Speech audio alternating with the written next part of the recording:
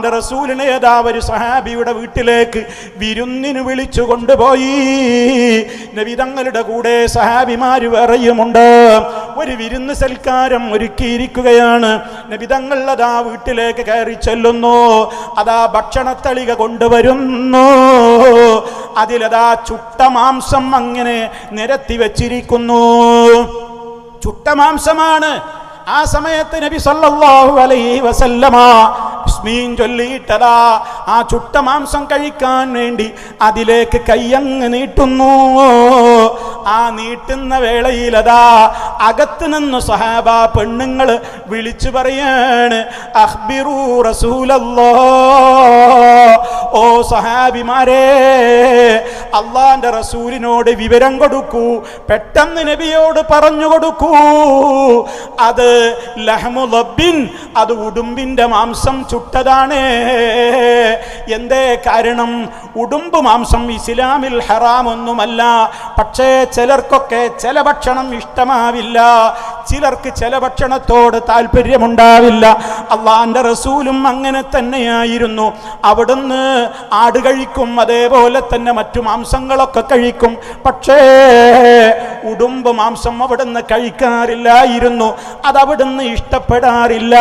അതറിയാതെയാണ് ഈ ചുട്ട മാംസത്തിലേക്ക് കൈനീട്ടുമ്പോ സഹാബ പെണ്ണുങ്ങളത് തയ്യാറാക്കിയ ഉമ്മമാരാ പറയുന്നത്, പറഞ്ഞു കൊടുക്കൂ നബിയോട്, അത് ഉടുമ്പിന്റെ മാംസമാണ്. സഹാബിമാര് പറഞ്ഞു, നബിയേ, അത് ലബ്ബുൻ യാ റസൂലല്ലാഹ്, അല്ലാഹുവിന്റെ റസൂലേ, അത് ഉടുമ്പിന്റെ മാംസമാണ്.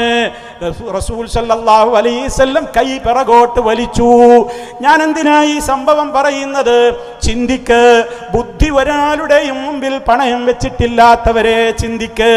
മുത്തു മുസ്തഫാക്ക് ഭക്ഷണം പാചകം ചെയ്ത് കൊണ്ടുപോയി കൊടുത്തപ്പോ മുമ്പിലിരിക്കുന്ന ആ ഇറച്ചി, ആ മാംസം, അത് തനിക്കിഷ്ടമില്ലാത്ത ഉടുമ്പിനെ ചുട്ട മാംസമാണെന്ന് എന്തുകൊണ്ട് ലോകം കണ്ട നേതാവ് അഷ്റഫുൽ വറാ മുഹമ്മദുർ റസൂലുള്ളാഹി അവിടുത്തേക്ക് മനസ്സിലായില്ലല്ലോ? അതോ മുസ്ലിയാക്കന്മാര് പറയും പോലെ നബി തങ്ങൾ അറിഞ്ഞിട്ടൊരു നാടകം കളിച്ചതായിരുന്നുവോ? എങ്കിൽ ഇവരെ പോലെയാവില്ലേ അള്ളാന്റെ റസൂല്? അള്ളാന്റെ റസൂൽ അങ്ങനെ നാട്യക്കാരനല്ല, അഭിനയിക്കുന്നയാളല്ല. അവിടുത്തേക്കത് മനസ്സിലായില്ല, നബിക്കത് മനസ്സിലായിട്ടില്ലാന്ന് ഉമ്മമാർക്കും മനസ്സിലായി, സഹാബ പെണ്ണുങ്ങള്. കാരണം അവർക്കറിയാം അള്ളാന്റെ റസൂലിന് അത് മനസ്സിലായിട്ടില്ല, അതുകൊണ്ടാണ് അതിലേക്ക് കൈനീട്ടുന്നത്. ഉടനെ അവര് കൂട്ടുകാരോട് വിളിച്ചു പറയുന്നു, കൂട്ടുകാരെ, മുത്തുറസൂലിനോട് പറയൂ, അത് ഉടുമ്പിന്റെ മാംസമാണ്. അപ്പൊ സഹാബത്ത് അകത്തേക്ക് വിളിച്ചു പറഞ്ഞു, എന്താ പെണ്ണുങ്ങളെ നിങ്ങൾ എന്നോട് വിളിച്ചു പറയാൻ പറയുന്നത്? അള്ളാന്റെ റസൂലല്ലേ ആയിരിക്കുന്നത്, നബി തങ്ങൾക്ക് അതിപ്പോ ഞങ്ങൾ പറഞ്ഞു കൊടുത്തിട്ട് വേണോ? അള്ളാന്റെ റസൂലിനെ സംബന്ധിച്ചിടത്തോളം കണ്ണിൽ കാണാത്തതും കൽബകത്തുള്ളതും കൺകൊണ്ട് കണ്ട പോൽ കാട്ടിപ്പറഞ്ഞോവർ എന്ന് മുഹീദ്ദീൻ ശൈഖിനെ കുറിച്ച് ഇന്ന് പാടും പോലെ സഹാബത്ത് അള്ളാന്റെ റസൂലിനെ കുറിച്ച് പോലും വിശ്വസിച്ചിട്ടില്ല.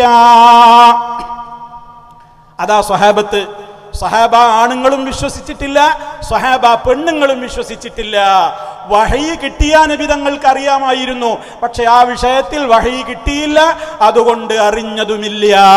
നോക്കൂ നിങ്ങൾ, അങ്ങനെയുള്ള നബിയെ കുറിച്ചാണ് ഈ കുട്ടികൾ എല്ലാം അറിഞ്ഞ കാര്യം അറിയാവുന്ന നബി ഞങ്ങളിലുണ്ട് എന്ന് പറഞ്ഞപ്പോ മുത്തു മുസ്തഫ എന്ത് പറയുന്നത്? പാടരുത് മക്കളെ, എല്ലാം അറിഞ്ഞ കാര്യങ്ങളും അറിയുന്നവൻ അള്ളാഹു മാത്രമാണ്.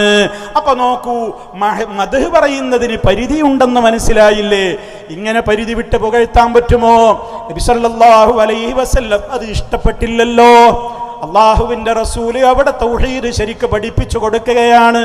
അപ്പൊ നോക്കണം നിങ്ങൾ, അള്ളാഹുവിന്റെ റസൂലിനേക്കാൾ വലിയവരാണോ ഇന്നുള്ള ആളുകൾ? മടവൂരും അതേപോലെ തന്നെ ബന്ധപ്പെട്ടവരുമൊക്കെ അതേ എന്നാണ് ഇപ്പോഴത്തെ മറുപടി. മടവൂരാരാ, പടച്ചോനാണോ? ചോദിച്ചവരോട് ചൊല്ലി, അതെ അതെ അതെ മടവൂരാണ്, ഞങ്ങളെ പടച്ചോൻ അറിഞ്ഞോളീ. കൊച്ചു കേരളത്തിൽ ഒരു പാട്ടുകാരൻ ഇപ്പോൾ പാട്ടും പാടി നടക്കുകയാണ്.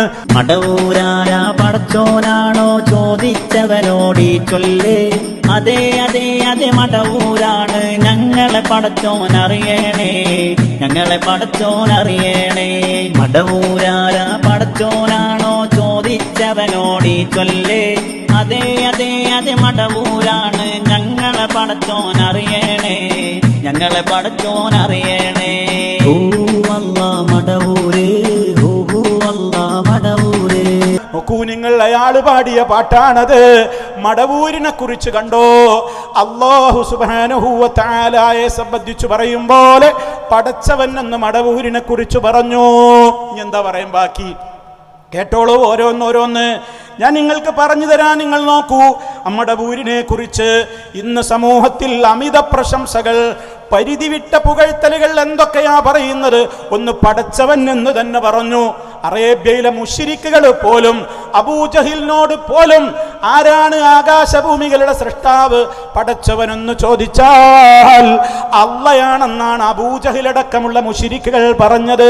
ഹൽ മിൻ ഖാലിഖിൻ ഗൈറുല്ലാഹ്, അള്ളയല്ലാതെ നിങ്ങൾക്കൊരു പടച്ചവനുണ്ടോ എന്ന റബ്ബിന്റെ വെല്ലുവിളിക്ക് ഉണ്ട് ഉണ്ട് എന്ന് പറയാൻ അന്നത്തെ മുശ്രിക്കിന് പോലും ധൈര്യം വന്നിട്ടില്ല. എന്നിട്ടിതാ ഇന്ന് മടവൂരിനെ പൊക്കി പൊക്കി പറഞ്ഞിട്ട് മടവൂര് പടച്ചോനാണത്രേ. തീർന്നില്ല, ആലമാകെ പോറ്റിടുന്ന അർശിന്റെ നാഥനാണത്രേ. അപ്പൊ ആലമാകെ പോറ്റുന്നവെന്ന് പറഞ്ഞാൽ അതിന്റെ അറബി എന്താ?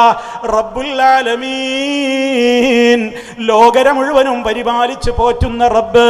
അതും മടവൂരിനെ കുറിച്ച് പാടി. അർശിന്റെ നാഥനാണ്.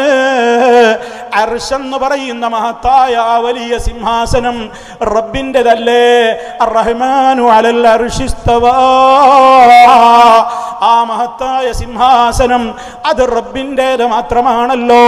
അതിൻ്റെയും ഉടമയാണത്രേ, നാഥനാണത്രേ മടവൂര്. മാലിക്കുൽ മുൽക്കാണത്രേ, മാലിക്കുൽ മുൽക്കാണത്രേ. അല്ലാഹുവിനോട് മുഅ്മിനീങ്ങൾ തേടുമ്പോ പറയുന്ന ചോദ്യമാണ്, അല്ലാഹുമ്മ മാലിക്കൽ മുൽക്കി തുഅ്തിൽ മുൽക മൻ തശാഉ വതൻസിഉൽ മുൽക മിമ്മൻ തശാഉ വതുഇസ്സു മൻ തശാഉ വതുദില്ലു മൻ തശാഉ എന്നിങ്ങനെ അല്ലാഹുവേ, മാലിക്കുൽ മുൽക്കായ അല്ലാഹുവേ, ആ അല്ലാഹുവിന്റെ ഗുണവിശേഷണം അതേ രൂപത്തിൽ തന്നെ ഇവിടെ മടവൂരിനെ കുറിച്ചും പറഞ്ഞു. പാപികൾക്കൊക്കെ അത്താണിയാണ്, അഥവാ തൗബ സ്വീകരിക്കുന്ന തൗവാബാണത്രേ. എല്ലാം പൊറുത്തു കൊടുക്കുന്ന ഗഫാറും ഗഫൂറുമാണത്രേ. കരുണാനിധിയാണത്രേ, റഹ്മാനാണത്രേ, റഹീമാണത്രേ. എല്ലാ രോഗികൾക്കും ആശ്വാസമേകുന്ന ഷാഫിയാണത്രേ. സർവർക്കും അവലംബിക്കാവുന്ന അവലംബ കേന്ദ്രമാണത്രേ. എന്നിങ്ങനെ എണ്ണിയാൽ ഒടുങ്ങാത്തത്ര റഹ്മാനായ റബ്ബിന്റെ മാത്രമുള്ള ഗുണവിശേഷണങ്ങൾ മടവൂരിന്റെ പേരിൽ പാട്ടായിക്കൊണ്ട് നമ്മുടെ കേരളത്തിലൂടെ മലയാളത്തിൽ അങ്ങനെ പാട്ടുപാടി നടക്കുന്നു. അലമാകെ പോറ്റിടും അർശിന്റെ നാഥനായിടും മാലിക്കുൽ മുൽക്കായ മുൽക്കേ ശൈഖനാ മടവൂർ വലി. പാപികൾക്കത്താണിയായി കരുണയായി കാരുണ്യമായി കുല്ലിനും അസ്ലായ നൂറേ ശൈഖനാ മടവൂർ വലി. രോഗികൾക്കാശ്വാസമേകും അശരണർക്കാലംബമായി സിറിനും സിറായ സിറേ ശൈഖനാ മടവൂർ വലി. നോക്കണം സഹോദരന്മാരെ, ലോകാരംഭം മുതൽ ഇന്ന് വരെ മാത്രമല്ല അയാൾ എന്തു പറഞ്ഞിട്ടുണ്ടത്രേ? ഈ പ്രപഞ്ചം എന്നാണോ ഉത്ഭവിച്ചത്, അഥവാ ഇവിടെ നബിമാരൊക്കെ വരുന്നതിന്റെ മുമ്പ്, ഇവിടെയുള്ള സർവ്വജീവജാലങ്ങളെയും പടക്കുന്നതിന്റെ മുമ്പ്, ഈ പ്രപഞ്ചത്തിന്റെ ഉത്ഭവ നാള് തൊട്ട് ഇന്ന് വരെ എന്നെ പോലെ ഒരാളും വന്നിട്ടില്ല. മടവൂര് പറഞ്ഞു. ആരാ പറഞ്ഞത്? മടവൂര് പറഞ്ഞു. എന്ത്? ലോകാരംഭം മുതൽ ഇന്ന് വരെ. അപ്പൊ നബിമാരൊക്കെ ഔട്ടായി. ആദം അലൈഹിസ്സലാം മുതൽ മുഹമ്മദ് മുസ്തഫ സല്ലല്ലാഹു അലൈഹി വസല്ലമിനെ അവിടെ അവരെ എല്ലാവരെയും ഔട്ടായി. എല്ലാ നബിമാരെയും എല്ലാവരെയും തള്ളിക്കളഞ്ഞ് എന്നെപ്പോലെ ഒരാള്, എന്നെപ്പോലെ ഒരു മഹാൻ. ഏതർത്ഥത്തിൽ നിങ്ങൾ ചിന്തിക്കണം. ലോകം പടച്ചത് മുതൽക്ക് ഇന്ന് വരെ അയാൾ ജീവിച്ചിരുന്ന കാലത്ത് അയാൾ പറഞ്ഞതാണത്രേ, ഇന്ന് വരെ എന്നെപ്പോലെ ഒരാൾ വന്നിട്ടില്ല കേട്ടോ. അത് കേട്ടത് ഒരു വൈലത്തൂരക്കാരൻ, ഒരു ബുഖാരി തങ്ങളാണ്. അയാൾ കേട്ടപ്പോ ചോദിച്ചു അത്രേ മടവൂരിനോട്, ഹേ അങ്ങനെ തന്നെയാണോ, വന്നിട്ടില്ലേ എന്ന് പറഞ്ഞപ്പോ മടവൂര് പറഞ്ഞു അത്രേ, നഹീ ഹേ വന്നിട്ടില്ല. ഇതിവിടെ പച്ചമലയാളത്തിൽ വൈലത്തൂർക്കാരൻ യൂസുഫുൽ ജീലാനി എന്ന് പറയുന്ന വ്യക്തി പ്രസംഗിച്ച ക്ലിപ്പ് ഇവിടെ കിട്ടുമല്ലോ. അപ്പൊ അത്തരം സ്ഥാനം രേഖപ്പെടുത്തപ്പെട്ട മഹാന്മാരുടെ ചരിത്രം രേഖപ്പെടുത്തപ്പെട്ട മഹാന്മാർ, ആ ചരിത്രം പരിശോധിച്ചാൽ CM-നോട് കടകമണിക്ക് പോലും തുല്യപ്പെടുന്ന ആളെ ഒരൊറ്റ ആളില്ല. അതാണ് അദ്ദേഹം പറഞ്ഞു, മിൻ ഇബ്തിദായി ഉജൂദിൽ ആലമി അല്ലാന മിസ്ലി. എന്നോട് പറയാൻ ലോകത്തിന്റെ ഉത്ഭവകാലം മുതൽ എനിക്ക് തുല്യമായി ഒരാളില്ല കേട്ടോ, ഒരാളില്ല. ലോകോത്ഭവം മുതൽ ഇന്ന് വരെ അല്ലാന മിസ്ലി. എന്നിട്ടും നിങ്ങൾ ആലോചിച്ചു നോക്ക്, ഇയാളെയും താങ്ങി നടക്കാൻ ആളുകളുണ്ടല്ലോ. അപ്പൊ അല്ലാഹു സുബ്ഹാനഹു വ തആല അല്ലാഹുവിന്റെ കഴിവുകളൊക്കെ അതേ മടവൂരിനാണ്ട് വിട്ടുകൊടുത്തിരിക്കുകയാണെന്നാണ്. എല്ലാ അനുഗ്രഹങ്ങളും മാത്രമല്ല സർവ അനുഗ്രഹങ്ങളും മടവൂരിൽ നിന്നാണ് കിട്ടുന്നത്. തീർന്നില്ല. ഇനിയും മടവൂരിനെ കുറിച്ചതാൽ ഹയ്യാണ്, അൽ ഖയ്യൂമാണ്. ഹയ്യും ഖയ്യൂമുമാണെന്ന് പറഞ്ഞു. അല്ലാഹു ലാ ഇലാഹ ഇല്ലാ ഹുവൽ ഹയ്യുൽ ഖയ്യൂം. അള്ളാഹുവിന് മാത്രമുള്ള ഗുണമാണ് എന്നെന്നും ജീവിച്ചിരിക്കുന്ന ഹയ്യ്, എല്ലാം നിയന്ത്രിക്കുന്ന നിയന്താവായ ഖയ്യൂം. അതും മടവൂരിനെ കുറിച്ച് ഇപ്പോൾ ഇറങ്ങിയ പാട്ടിൽ അതും പറഞ്ഞിരിക്കുന്നു. മാത്രമല്ല നിങ്ങൾ ആലോചിക്കണം, എല്ലാം മൂപ്പരുടെ കൈകളിലാണ്. എല്ലാ അർത്ഥത്തിലും മൂപ്പരാണ് എല്ലാം കൺട്രോൾ ചെയ്യുന്നത്. ഇങ്ങനെ റഹ്മാനായ റബ്ബ് അല്ലാഹു സുബ്ഹാനഹു വ തആല അവൻ്റേത് മാത്രമായ പ്രത്യേകതകളായി നിലനിർത്തിയിട്ടുള്ള അതേ ഗുണങ്ങളെ മടവൂരിലും അങ്ങ് ചാർത്തി. ഇത് മടവൂരിൽ മാത്രമല്ല, ഇവരുടെ മാലപ്പാട്ടുകളിലൊക്കെ ഇതുണ്ട്. ഇതിപ്പോ ഒരു പുതുമയൊന്നുമില്ല. ഇവരുടെ മാലപ്പാട്ടുകളിലൊക്കെ ഇവരുടെ ഹോജമാർക്ക് കിട്ടുന്ന ഇൽഹാമുകളാണത്രേ ഇതൊക്കെ. ഇവർക്കൊക്കെ പറ്റിയ പിഴവെന്താണെന്നോ, ഇവർ അള്ള പറഞ്ഞതനുസരിച്ചല്ല ജീവിക്കുന്നത്, റസൂല് പഠിപ്പിച്ചതുപോലെയല്ല ഇവർ ജീവിക്കുന്നത്. കാരണം കിതാബിലുള്ളതും സുന്നത്തിലുള്ളതുമൊക്കെ സാധാരണക്കാർക്ക് മാത്രമാണ് തെളിവ്. ഇവർ പറയുന്ന ശൈഖ്മാര്, ഇവർ പറയുന്ന നേതാക്കള്, ഇവർ പറയുന്ന വലിയ ഔലിയാക്കന്മാരൊക്കെ അള്ളാഹുവിനോട് നേരിട്ട് ബന്ധമുണ്ടത്രേ. അതുകൊണ്ട് അവര് പറയുന്ന കാര്യങ്ങൾക്കൊന്നും തെളിവ് ലാഹിറിൽ നമുക്ക് ഖുർആനിൽ കാണൂല, ഹദീസിൽ കാണൂല. പിന്നെ ഖുർആനിൽ അവർക്ക് ചില കൈക്രിയകൾ നടത്തിയിട്ടാണ് അവരെന്ത് ചെയ്യുന്നത്, ഇതിനൊക്കെ തെളിവ് കണ്ടെത്തുന്നത്. ഈ വിഷയം എൻ്റെ പ്രിയപ്പെട്ടവരെ, ഇതൊരു അടിസ്ഥാന കാര്യമായിട്ട് നിങ്ങൾ പഠിച്ചു വെക്കണം. ഈ തർക്കമൊക്കെ ഉണ്ടായത് അതുകൊണ്ടാണ്. അള്ളാന്റെ കിതാബ് അനുസരിച്ച് ജീവിച്ചിരുന്നുവെങ്കിൽ ഇവിടെ ഈ ശിർക്ക് ഉണ്ടാവില്ല. നബി സല്ലല്ലാഹു അലൈഹി വസല്ലമ പഠിപ്പിച്ച ഹദീസുകൾ അനുസരിച്ച് ജീവിച്ചിരുന്നുവെങ്കിൽ ഇവിടെ ഈ പ്രശ്നങ്ങൾ ഉണ്ടാവില്ല. പക്ഷേ ഇവിടെ ഈ അതിലൊന്നും കാണാത്ത വിശ്വാസങ്ങള്, അതിലൊന്നും കാണാത്ത പ്രത്യേകമായ അന്ധവിശ്വാസങ്ങള് ഔലിയാക്കളുടെ പേരിൽ ചാർത്തിക്കൊടുത്തപ്പോ നമ്മൾ ചോദിച്ചു അവരോട്, തെളിവെവിടെ? കിതാബിലുണ്ടോ സുന്നത്തിലുണ്ടോ? കാണിക്കാൻ പറ്റൂലല്ലോ. അപ്പൊ പിന്നെ അവരുണ്ടാക്കിയ ഒരു ന്യായമാണെന്ന്. കിതാബും സുന്നത്തൊക്കെ ഞങ്ങളെ സാധാരണക്കാർക്കാണ്. ഞങ്ങളൊക്കെ വലിയ മശായിഖന്മാരെ പിൻപറ്റുന്ന ആളുകളാണ്. ഞങ്ങളുടെ മശായിഖന്മാരെന്ന് പറഞ്ഞാൽ അവർക്കിങ്ങനെ അല്ലാഹുവിൽ നിന്ന് ഹോട്ട് ലൈൻ കിട്ടിക്കൊണ്ടിരിക്കുന്നുണ്ട്. അവർക്കിങ്ങനെ നിരന്തരം അല്ലാഹ് അവരോട് സംസാരിക്കുകയാണ്. അവരിങ്ങനെയെല്ലാം അവർ കാണുന്നുണ്ട്, കേൾക്കുന്നുണ്ട്. അവർ സദാ കാര്യങ്ങളൊക്കെ മനസ്സിലാക്കുന്നുണ്ട്. ആ രൂപത്തിൽ അല്ലാഹു തആല അവർക്ക് അങ്ങോട്ട് കഴിവ് കൊടുത്തിരിക്കുകയാണ്. അതുകൊണ്ട് റബ്ബ് കഴിവ് കൊടുക്കുമ്പോൾ ആ കഴിവിന് സ്കെയിൽ വെച്ച് അളക്കാൻ മൗലവിമാരെ നിങ്ങൾ വരേണ്ടതില്ല. അള്ളാഹ് അവൻ ഉദ്ദേശിക്കുന്ന ഏത് കഴിവും മഹാന്മാർക്ക് വിട്ടുകൊടുക്കും. എന്നിട്ട് സഖാഫിമാര് ആയത്ത് മോദിയിരുന്നു, ഇന്നല്ലാഹ യർസുഖു മൻ യശാഉ ബിഗൈരി ഹിസാബ്. അള്ളാഹു അവൻ ഉദ്ദേശിക്കുന്നവർക്ക് കയ്യും കണക്കുമില്ലാതെ കൊടുക്കും. ദുർവ്യാഖ്യാനം നോക്കൂ നിങ്ങൾ. അള്ളാഹ് അവന്റെ കഴിവുകൾ അവൻ ഉദ്ദേശിക്കുന്നവർക്ക് കയ്യും കണക്കൂല്ലാതെ കൊടുക്കുമെന്നാണോ ആ ആയത്തിൽ പറഞ്ഞത്? അങ്ങനെ ആരാണ് പറഞ്ഞത്? പ്രിയമുള്ളവരെ, നിങ്ങൾ ആലോചിച്ചു നോക്കൂ. അപ്പൊ ഇവര് തന്നെ ഉണ്ടാക്കിയ ഒരു നിയമപ്രകാരമാണ് ഇവിടെ ഈ വിശ്വാസങ്ങളൊക്കെ വന്നത്. പക്ഷേ ഇപ്പൊ സഖാഫിമാർക്ക് പോലും പിടിച്ചെടുത്ത് കിട്ടുന്നില്ല. മടവൂരാണ് പടച്ചോന്ന് പറഞ്ഞപ്പോ പേരോട് മുസ്ലിയാർ വരെ തിരുത്തി പറയേണ്ടി വന്നു. ഈ അടുത്ത് ഞാനൊരു പാട്ട് കേട്ടു 2-3 ദിവസം മുമ്പ്. അതിൽ പറയുന്നത് ഹൂ അല്ലാ മടവൂര് എന്ന് പറഞ്ഞിട്ടാണ് പാട്ട്. അതേപോലെ തന്നെ മടവൂരാരാ? പടച്ചോനാ, ഞങ്ങളെ പടച്ചോൻ മടവൂരാ. ഇങ്ങനെ പറയുന്നതാണ് കേട്ടത്. ഒരാൾ അള്ളാഹുവിന്റെ സൃഷ്ടികളിൽ ഏത് സൃഷ്ടി ഖാലിഖാണെന്നോ അല്ലെങ്കിൽ അള്ളാഹുവാണെന്നോ ദൈവമാണെന്നോ വിശ്വസിക്കുമ്പോൾ തന്നെ അവൻ ഇസ്ലാമിന്റെ പടിക്ക് പുറത്താണ്. എന്ന് മാത്രം അല്ല, ഇസ്ലാമിന്റെ പടിക്ക് പുറത്താണ് എന്ന് പറഞ്ഞാൽ പിന്നെ അവന്റെ ഭാര്യ അവന് ഹലാലല്ല, അവന്റെ മക്കളുടെ വിവാഹം അവന് പറ്റൂല, അവന് ചെയ്തു കൊടുക്കാൻ പറ്റില്ല.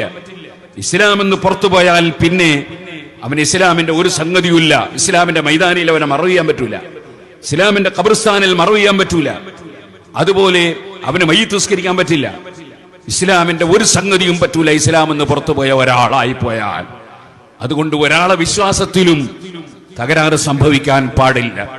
പേരോട് മുസ്ലിയാർ വരെ പറഞ്ഞു കാഫിറാണ്, അവന് പെണ്ണുങ്ങളെ കല്യാണം കഴിച്ചു കൊടുക്കാൻ പാടില്ല, കാഫിറായ നിലയ്ക്ക് അവൻ മരിച്ചാൽ മയ്യത്ത് നിസ്കരിക്കാൻ പാടില്ല, മുസ്ലിമീങ്ങളുടെ ഖബർസ്ഥാനിൽ കൊണ്ടുവന്ന് മറമാടാൻ പാടില്ല, അവന്റെ മകളെ കൈകൊടുക്കുന്ന രക്ഷാധികാരിയായി അവൻ നിൽക്കാൻ പാടില്ല, അവന് അനന്തരാവകാശം കിട്ടൂല, മുസ്ലിമിന്റെ ഒരു ആനുകൂല്യവും അവന് കിട്ടൂല എന്ന് ഈ പാട്ടുപാടിയിട്ടുള്ള ആളെ കുറിച്ച്, ആ വിശ്വാസക്കാരെ കുറിച്ച് പേരോട് പറയുമ്പോ നമുക്ക് ചോദിക്കാനുള്ള, ഓ മുസ്ലിയാക്കളെ, മടവൂര് പടച്ചോനാണെന്ന് പറഞ്ഞാലും മാലിക്കുൽ മുലൂക്കാണെന്ന് പറഞ്ഞാലും അർശിന്റെ ഉടമയാണെന്ന് പറഞ്ഞാലും എല്ലാം പൊറുക്കുന്ന ഗഫാറാണെന്ന് പറഞ്ഞാലും ഏത് വിശേഷണങ്ങൾ മടവൂരിന് ഉണ്ടെന്ന് പറഞ്ഞാലും അതിനെയൊക്കെ എതിർക്കാൻ നിങ്ങൾക്കെന്താ അവകാശം? സലഫികളായ ഞങ്ങൾക്കല്ലേ അതിന് അവകാശമുള്ളൂ.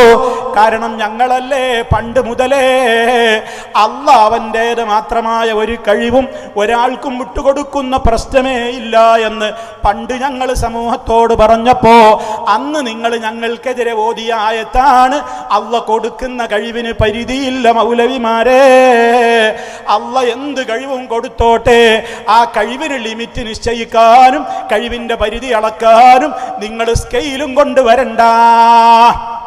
ഇപ്പൊ എന്തായി? ഏത് കഴിവും കൊടുക്കുന്നു പറഞ്ഞാ പിന്നെ ഇവര് പാട്ടിലിറക്കിയപ്പോ പിന്നെ എന്താ പ്രശ്നം? അള്ളാഹ്ക്ക് എന്താ പടക്കാനുള്ള കഴിവ് മടവൂരിന് കൊടുത്തൂടെ? അപ്പൊ അയാളും ഖാലിഖാവൂലെ, പടച്ചോനയിക്കൂടെ? ചിലതൊക്കെ മടവൂരെ നീ പടച്ചോന്ന് അള്ളാഹ്ക്കാണ് പറഞ്ഞിട്ട് പടക്കാനുള്ള കഴിവ് അങ്ങോട്ട് കൊടുത്താൽ അയാൾ പടച്ചോനാകൂലേ? നിങ്ങളെ വാദപ്രകാരം അയാൾക്ക് കൊടുക്കുന്നതിന് തടസ്സമൊന്നുമില്ലല്ലോ, ലിമിറ്റ് നിശ്ചയിക്കണ്ടെന്നല്ലേ നിങ്ങൾ പറഞ്ഞത്. ഇപ്പൊ നിങ്ങൾക്ക് എന്തേ ആശയം മാറിയത്? ഇപ്പൊ നിങ്ങൾ എന്തേ അതിൽ നിന്ന് മാറിയത്? ഞങ്ങൾക്കറിയാം ഇവിടെ ഞങ്ങളുണ്ട്, സലഫികളുണ്ട്, സലഫികൾ ഞങ്ങളെ ആദർശ രംഗത്ത് പൊളിച്ചടുക്കും, വിടൂല എന്ന പേടിയുണ്ടായപ്പോ പേരോട് മുസ്ലിയാരടക്കമുള്ള സഖാഫികൾ പറയുന്നു, മടവൂര് പടച്ചോനാണെന്ന് പറഞ്ഞോര് കാഫിറാണ്, മടവൂര് മാലിക്കുൽ മുലൂക്കാണെന്ന് പറഞ്ഞോ കാഫിറാണ്, മടവൂര് അർശിന്റെ ഉടമയാണെന്ന് പറഞ്ഞോ കാഫിറാണ്. മാത്രമല്ല ലോകമൊട്ടാകെ നിയന്ത്രിക്കുന്നത് മടവൂരാണെന്ന് പറയുന്നവര് ശിർക്കാണ് പറയുന്നത്, കുഫ്റാണ് പറയുന്നത്. അതിലൂടെ നിങ്ങൾക്കൊരു രസം കേൾക്കണോ? ലോകം മൊത്തം നിയന്ത്രിക്കുന്ന മുദബ്ബിറുൽ ആലമും ഖുതുബുൽ ആലമുമാണ് മടവൂരെന്ന് അയാളുടെ ഉസ്താദായ കാന്തപുരമാണ് മൗലൂദിന്റെ കിതാബിൽ എഴുതി വെച്ചത്. മടവൂരിന്റെ പേരിൽ മർക്കസിൽ നിന്ന് ഇറക്കിയിട്ടുള്ള ഒരു മൗലിദ് കിതാബുണ്ട്. ആ മൗലിദ് കിതാബിന്റെ തുടക്കത്തിൽ കാന്തപുരം അവതാരിക എഴുതി കൊടുത്തപ്പോ പറഞ്ഞു, ഞാനിത് ആദ്യാന്തം വായിച്ചു നോക്കി. ഈ മൗലിദ് ഇത് വല്ലാത്തൊരു പുതുമയുള്ള മൗലിദാണ്, വലിയ പുണ്യമുള്ള മൗലിദാണ്. അതുകൊണ്ട് എല്ലാ വീടുകളിലും നിങ്ങൾ ഇത് സൂക്ഷിക്കണേ, ഈ മൗലൂദ് ചൊല്ലണേ എന്ന് കാന്തപുരം അവതാരിക എഴുതിയ മൗലിദിലുണ്ട്. കുത്തുബുൽ ആലമാണ്, മുദബ്ബിറുൽ ആലമാണ് മടവൂരെന്ന്. പേരോട് കിതാബോദിയിട്ടാ മറുപടി പറയുന്നത്. വളരെ കൃത്യമായിട്ട് തന്നെ, വളരെ വ്യക്തമായി ശറഹുൽ അഖായിദിന്റെ വാചകങ്ങളൊക്കെ ഉദ്ധരിച്ചുകൊണ്ട് ആര് ചോദിക്കുന്നത്? പേരോട് ചോദിക്കുന്നത് എന്ത്? അത് പറഞ്ഞാൽ അത് കുഫിരിയത്താണ്, അത് ശിർക്കാണ്. ഇതോടുകൂടെ പേരോട് മുസ്ലിയാർ ഇന്ന് വരെ മറുപടി പറഞ്ഞിട്ടില്ല. എന്ത്? ഉസ്താദിന്റെ വിധി എന്താണ്? മടവൂരിനെ കുത്തുബുൽ ആലമെന്നും മുദബ്ബിറുൽ ആലമെന്നും ജീവിച്ചിരിക്കുന്ന കാലത്തും ഇപ്പോൾ മടവൂര് മരിച്ചതിന്റെ ശേഷവും എന്നെ എല്ലാ കാര്യങ്ങളും നിയന്ത്രിക്കുന്നത്, എന്നെ സംരക്ഷിക്കുന്നത്, എന്നെ കാക്കുന്നത്, എന്നെ നിയന്ത്രിക്കുന്നത് ശൈഖ് മടവൂരി അബൂബക്കർ കുത്തുബുൽ ആലമാണെന്ന് കാന്തപുരം പ്രസംഗിച്ച ക്ലിപ്പുണ്ടല്ലോ. പേരോട് മുസ്ലിയാരും മറുപടി പറയണം, പേരോടടക്കമുള്ളവരും മറുപടി പറയണം. ശൈഖുൽ മശായിഖ് സുൽത്താനുൽ ഔലിയ ഖുതുബുൽ ഔലിയ ശൈഖ് മുഹമ്മദ് അബൂബക്കർ റളിയല്ലാഹു അൻഹു ഖദ്ദസല്ലാഹു സിർറഹു ബഹുമാനപ്പെട്ടവർ ആണ് അവിടുത്തെ ജീവിതകാലത്ത് എന്നെ നിയന്ത്രിച്ചിട്ടുള്ളത്. എൻ്റെ നിയന്ത്രണവും എൻ്റെ ജീവിതവും അവിടുത്തെ തദ്ബീറിലായിരുന്നു. ആ തദ്ബീർ തന്നെ അവിടുത്തെ വഫാത്തിന്റെ ശേഷവും ഉണ്ട്. യാതൊരു കുറവും വരുത്താതെ ഹയാത്ത് കാലത്തുള്ള അതേ തദ്ബീർ എനിക്ക് ഇപ്പോഴും ലഭിച്ചുകൊണ്ടിരിക്കുകയുമാണ്. ഈ കാന്തപുരം മുസ്ലിയാരുടെ വിധി ഇപ്പോൾ എന്താണ്? അയാള് പേരോടൊന്ന് അയാൾക്ക് അഖീദയുടെ കിതാബ് ഒന്ന് പഠിപ്പിച്ചു കൊടുത്തിട്ട് പറഞ്ഞു കൊടുക്കട്ടെ, ഉസ്താദേ ഇത് ശിർക്കാണ്. ഇന്നുവരെ അങ്ങനെ പറഞ്ഞു കേട്ടതായി കേട്ടിട്ടില്ല. അല്ലെങ്കിൽ വിധി പറയണം, അല്ലെങ്കിൽ കാന്തപുരം അത് പിൻവലിക്കണം. അയാൾ പിൻവലിച്ചിട്ടില്ലല്ലോ. അയാളുടെ മർക്കസിൽ നിന്ന് ഇറക്കിയ മൗലിദ് കിതാബിലെ ആദ്യ ഭാഗത്ത് അയാൾ അതിന് ഗുഡ് സർട്ടിഫിക്കറ്റ് കൊടുത്ത് ഇത് വീടുകളിലൊക്കെ ചൊല്ലണം എന്ന് പറഞ്ഞ അതേ പാട്ടിലാണ് ഇതൊക്കെയുള്ളത്, മൗലിദിനാണുള്ളത്. അപ്പൊ നോക്കൂ സഹോദരങ്ങളെ, എത്രത്തോളം ഇവർക്ക് പോലും പിടിച്ചാൽ കിട്ടാത്തത്ര കാര്യങ്ങൾ കടന്നുപോയി. എന്തേ കാരണം? നിങ്ങൾ പഠിച്ചു വെച്ചോ. അതേ മുജാഹിദുകൾ നിങ്ങളോട് അന്നും ഇന്നും പറഞ്ഞില്ലേ, റബ്ബിന്റെ കഴിവുകൾ അവൻ ഒരു നേരത്തേക്ക് പോലും ഒരാൾക്കും വിട്ടുകൊടുക്കൂല, അതവന്റെ മാത്രം കഴിവാണ് എന്ന് നമ്മൾ ഗൗരവത്തോടെ പറഞ്ഞപ്പോ അതിനെ എതിർത്തവർ ഇന്ന് കരയേണ്ടി വരുന്നു. പേരോടിന് വലിയ വേദനയാണത്രേ. അയാളൊരു ക്ലിപ്പിലൂടെ സംസാരിക്കുന്നുണ്ട്, ഒരു പ്രസംഗത്തിൽ വല്ലാത്തൊരു വേദന തോന്നുന്നുണ്ടെന്ന്. എന്താ പറയണത്? അത്തരം കക്ഷികളുടെ വാദാണ് എന്താണ്? മാലിക്കുൽ മുലൂക്കും അർശിന്റെ അധിപനും അള്ളയൊക്കെ മടവൂരാണ് എന്നുള്ള വാദം. ഇത് ശരിയായ കുഫറാണ്. ഈ കുഫർ പച്ചയായി പ്രചരിപ്പിക്കുമ്പോ അതിനെതിരെ സംസാരിക്കാൻ പലപ്പോഴും പല മുസ്ലിംമാരും തയ്യാറാകുന്നില്ല. ഞാൻ വേദന പറയാം. ഇത് കുഫറാണെന്ന് പറയണ്ടേ ജനങ്ങളോട്? അത് പറയാൻ തയ്യാറാകുന്നില്ല. അയാൾ പറയണേ വല്ലാത്തൊരു വേദന ഉണ്ട് ഈ കാര്യത്തില്. അള്ളാഹുവിനെ സംബന്ധിച്ച്, അവനെ സംബന്ധിച്ച് പറയേണ്ട കാര്യങ്ങൾ വളരെ കൃത്യമായി വ്യക്തമായി ഇപ്പോ ഈ സമൂഹം ഇവരെ കുറിച്ചൊക്കെ പറഞ്ഞു കൊടുക്കുമ്പോ അതൊക്കെ കുഫറാണ്, പറയരുതേ എന്ന് ജനങ്ങളോട് പറയാൻ ഉത്തരവാദപ്പെട്ട ആളുകൾ അത് പറയുന്നില്ല, അതിനെ ന്യായീകരിക്കാൻ നടക്കുകയാണ്. എനിക്ക് വല്ലാത്ത വേദന തോന്നുകയാണ് എന്ന് പേരോട് പറയുന്ന ഭാഗമുണ്ട്. സഹോദരങ്ങളെ, നിങ്ങൾ വേദനിച്ചിട്ടെന്ത് കാര്യം? നിങ്ങളല്ലേ വഴിമരുന്നിട്ട് കൊടുത്തത്, നിങ്ങളല്ലേ പണ്ഡിത് പഠിപ്പിച്ചു കൊടുത്തത്. മാത്രമല്ല ഇനി ഞാനാണ് ലോകം നിയന്ത്രിക്കുന്നത്, ഞാനാണ് ഇവിടെ എല്ലാം ചെയ്യുന്നത്, എന്റെ കണ്ണൊന്ന് ചിമ്മിയാൽ ഇവിടെ ലോകം മുഴുവൻ തകരും എന്ന് പറഞ്ഞതാരാണ്? മടവൂരാണ് പറഞ്ഞത്. ആ മടവൂരിന്റെ വിധി എന്താണെന്ന് പേരോട് വ്യക്തമാക്കണം, കാന്തപുരം സഖാഫിമാര് വ്യക്തമാക്കണം. ആ മടവൂർ അത് പറഞ്ഞു എന്നാണല്ലോ. എങ്കിൽ അയാളുടെ വിധി എന്ത്? അയാൾ കാഫറാണോ, മുശ്രിക്കാണോ, മുസ്ലിമാണോ? പറയാൻ കഴിയോ നിങ്ങൾക്ക്? അയാളല്ലേ അത് പറഞ്ഞത്. അപ്പൊ അത് പറഞ്ഞപ്പോ ചില ആളുകൾ പറയുന്നത് എന്താണ്? അത് മാനസിക രോഗം ഉണ്ടായപ്പോ പറഞ്ഞതാണ്. മാനസിക രോഗി എന്ന് പറഞ്ഞാൽ എന്താ? ജദ്ബ് എന്ന് പറഞ്ഞാൽ എന്താണ്? ഭ്രാന്ത്. ഭ്രാന്തന്മാര് പലതും വിളിച്ചു പറയും. ഭ്രാന്തന്മാരിപ്പോ എന്തൊക്കെ പറയും? ഞാൻ അള്ളയാണ് അയാള് പറഞ്ഞില്ലേ, ഞാനാ എല്ലാം നിയന്ത്രിക്കുന്നത് എന്ന് പറഞ്ഞില്ലേ, അതൊക്കെ ഭ്രാന്തുള്ളപ്പോ പറഞ്ഞതാണ്. അതുകൊണ്ട് തകരാറില്ല എന്ന് പറഞ്ഞപ്പോ ഉടനെ മറുപടി പറഞ്ഞു ഉസ്താദ് ശിഷ്യനോട്. പേരോടിന്റെ അടക്കമുള്ള പൊന്മളയടക്കമുള്ള മുസ്ലിയാക്കന്മാര് പറഞ്ഞു, പേരോടക്കമുള്ള ആളുകൾ ശ്രദ്ധിക്കണം. പൊന്മളയടക്കമുള്ള ഒരു സമൂഹത്തോട് പറഞ്ഞു. എന്താ പറഞ്ഞതെന്നറിയോ? മടവൂര പറഞ്ഞതൊക്കെ ജദ്ബിന്റെ ഹാലിലാണ് എന്ന് പറഞ്ഞാൽ മാനസിക നില തെറ്റിയ സമയത്ത് പറഞ്ഞ വാചകങ്ങളായിരുന്നു. അതത്ര കാര്യമാക്കാനില്ല, അതുകൊണ്ടൊന്നും പ്രശ്നമില്ല എന്നാണ്. CM വലിയുല്ലാഹിയെ കുറിച്ച് അവര് കുത്തുബുല്ലാലമാണെന്ന് അവര് തന്നെ പറഞ്ഞതായിട്ട് ഒരുപാട് ആളുകൾ പറയുന്നുണ്ടല്ലോ. അത് കേട്ട ആളുകൾ ഞങ്ങൾ കേട്ടു എന്ന് തന്നെ പറയുന്നുണ്ട്. അപ്പൊ അതെന്താണ് ഉസ്താദ് അംഗീകരിക്കാത്തത്? അംഗീകരിക്കാത്ത പ്രശ്നമില്ല. കാരണം അതൊക്കെ പറഞ്ഞ നേരത്തും ഈ ആൾക്ക് ചെയ്തിട്ടുണ്ടാവും. അപ്പോഴാണ് കാന്തപുരം ഇടപെട്ടുകൊണ്ട് പറയുന്നത്, അങ്ങനെ പറയാൻ പാടില്ല. ചില വിവരം കെട്ട ആളുകളൊക്കെ മടവൂരിന് ഭ്രാന്തായിരുന്നു എന്ന് പറയുന്നുണ്ട്. മടവൂരിന് ഒരു ഭ്രാന്തും ഉണ്ടായിരുന്നില്ല, നല്ല തെളിഞ്ഞ അസല് ബുദ്ധിയായിരുന്നു മടവൂരിനെന്ന് കാന്തപുരം പറയുന്ന ഭാഗമുണ്ട്. നിങ്ങൾ കേട്ടുനോക്കൂ. അപ്പൊ സഹോദരങ്ങളെ, അങ്ങനെ ഓരോ മേഖലയിലും കാന്തപുരം തന്നെ ഇടപെട്ടു. ഇപ്പൊ എന്തായി വിധി? കാന്തപുര തിരുത്തി കൊടുക്കണത് മടവൂരിന് ഒരു ഭ്രാന്ത് ഉണ്ടായിട്ടില്ല, തെളിഞ്ഞ ബുദ്ധിയായിരുന്നു.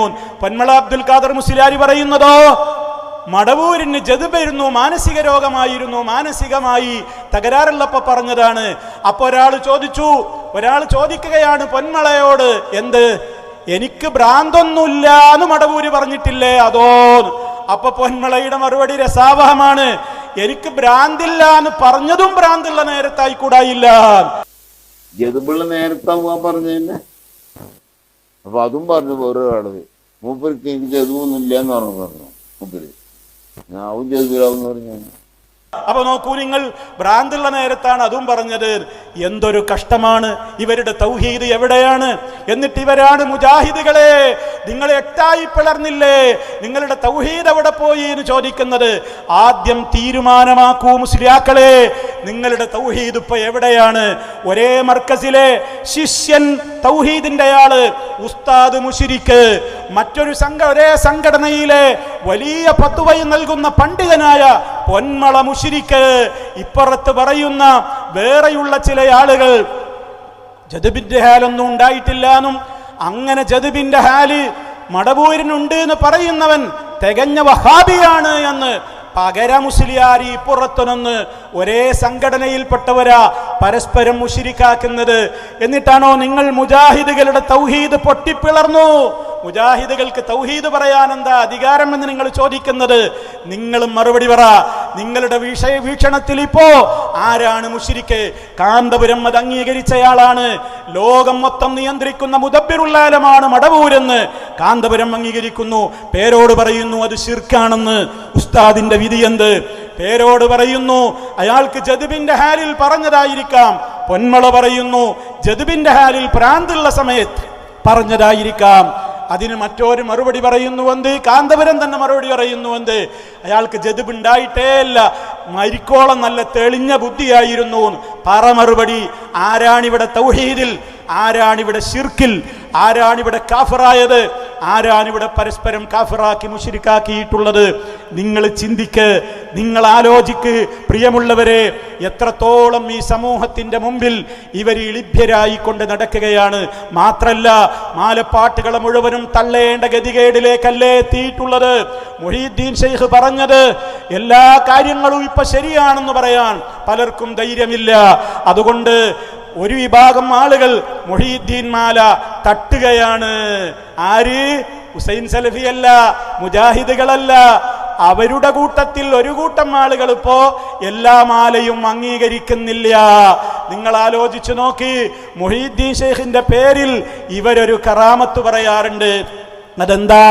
ഇഷ്ടപ്പെട്ട മുരീദിന്റെ റൂഹും കൊണ്ട് അസ്രായീൽ പറന്നുയർന്നപ്പോ അസ്രായീലിന്റെ കയ്യിൽ നിന്ന് റൂഹിന്റെ കൊട്ട തട്ടി തന്റെ ശിഷ്യന്റെ റൂഹ് തിരിച്ചു കൊടുത്ത ഒരു കഥ, കൊട്ട തട്ടിയ കഥ പറയുന്ന മുഹീദ്ദീൻ മാലയുണ്ട്. പേരോടത് അംഗീകരിക്കുന്നില്ല. അത് വിശ്വസിക്കാൻ പാടില്ല എന്നാണ് പേരോട് പറയുന്നത്. അതേപോലെ തന്നെ അലവി സഖാഫിയും അതാണ് പറയുന്നത്. ഇവിടെയുള്ള കർണാടകയിലെ സഖാഫികളും പലരും അത് തന്നെയാണ് പറയുന്നത്. അതേ അവസരത്തിൽ ആ വിശ്വാസം ഇവിടെ സമസ്തയുടെ സ്ഥാപക നേതാവായ സമസ്തയുടെ ആദ്യകാല ജനറൽ സെക്രട്ടറി ആയിരുന്ന പാങ്ങിൽ അഹമ്മദ് കുട്ടി മുസ്ലിയാർ എഴുതിയിട്ടുള്ള മാലപ്പാട്ടിലില്ലേ, അയാൾ എഴുതിയിട്ടുള്ള കുത്തുബിയത്തിലില്ലേ? എന്ത് ഈ കൊട്ട തട്ടിയ കഥ പറയണം നിങ്ങൾ മറുപടി. സഖാഫിമാർ ഈ സമൂഹത്തെ വഞ്ചിക്കാൻ തുടങ്ങിയിട്ട് കാലം കുറേയായി. ഞാൻ എൻ്റെ ഈ നാട്ടിലെ എൻ്റെ ശബ്ദം ശ്രവിക്കുന്ന സാധാരണക്കാരോട് പറയുകയാണ്, നിങ്ങൾ പാവങ്ങളാണ്. ഞങ്ങളും അവരുമൊക്കെ പറയുമ്പോൾ ഇവർ ഖുർആനും ഹദീസുമേ പറയൂ എന്നാണ് നിങ്ങൾ വിശ്വസിക്കുന്നത്. ഞങ്ങളെ നിങ്ങൾക്ക് വിശ്വസിക്കാം, അവരുടെ കാര്യം നിങ്ങൾ തീരുമാനമാക്കിക്കോളൂ. അവർ പറയുന്നു അങ്ങനെ കൊട്ട തട്ടിയ കഥ ഞങ്ങൾ അംഗീകരിക്കൂലെന്ന് ഒരു കൂട്ടര്, മറ്റേ കൂട്ടര് പറയുന്നു അത് അംഗീകരിക്കണം. ആരാണ് തൗഹീദിൽ, ആരാണ് ശിർക്കില്ലെന്ന് നിങ്ങൾ തീരുമാനമാക്കണം. ആലോചിച്ചു നോക്കൂ, ആ കൊട്ട തട്ടിയ കഥ ഇന്ന് പേരോട് മുസ്ലിയാർ അംഗീകരിക്കുമോ? എല്ലാ റൂഹുകളെയും കൂടി കൊട്ട ഒരൊറ്റ തട്ടാണ് കൊടുത്തു എന്നാണ്. ഒന്ന് ആലോചിച്ചു നോക്കൂ നിങ്ങൾ. ഇതെന്ന് അംഗീകരിക്കാൻ അവർക്ക് കഴിയുന്നില്ല.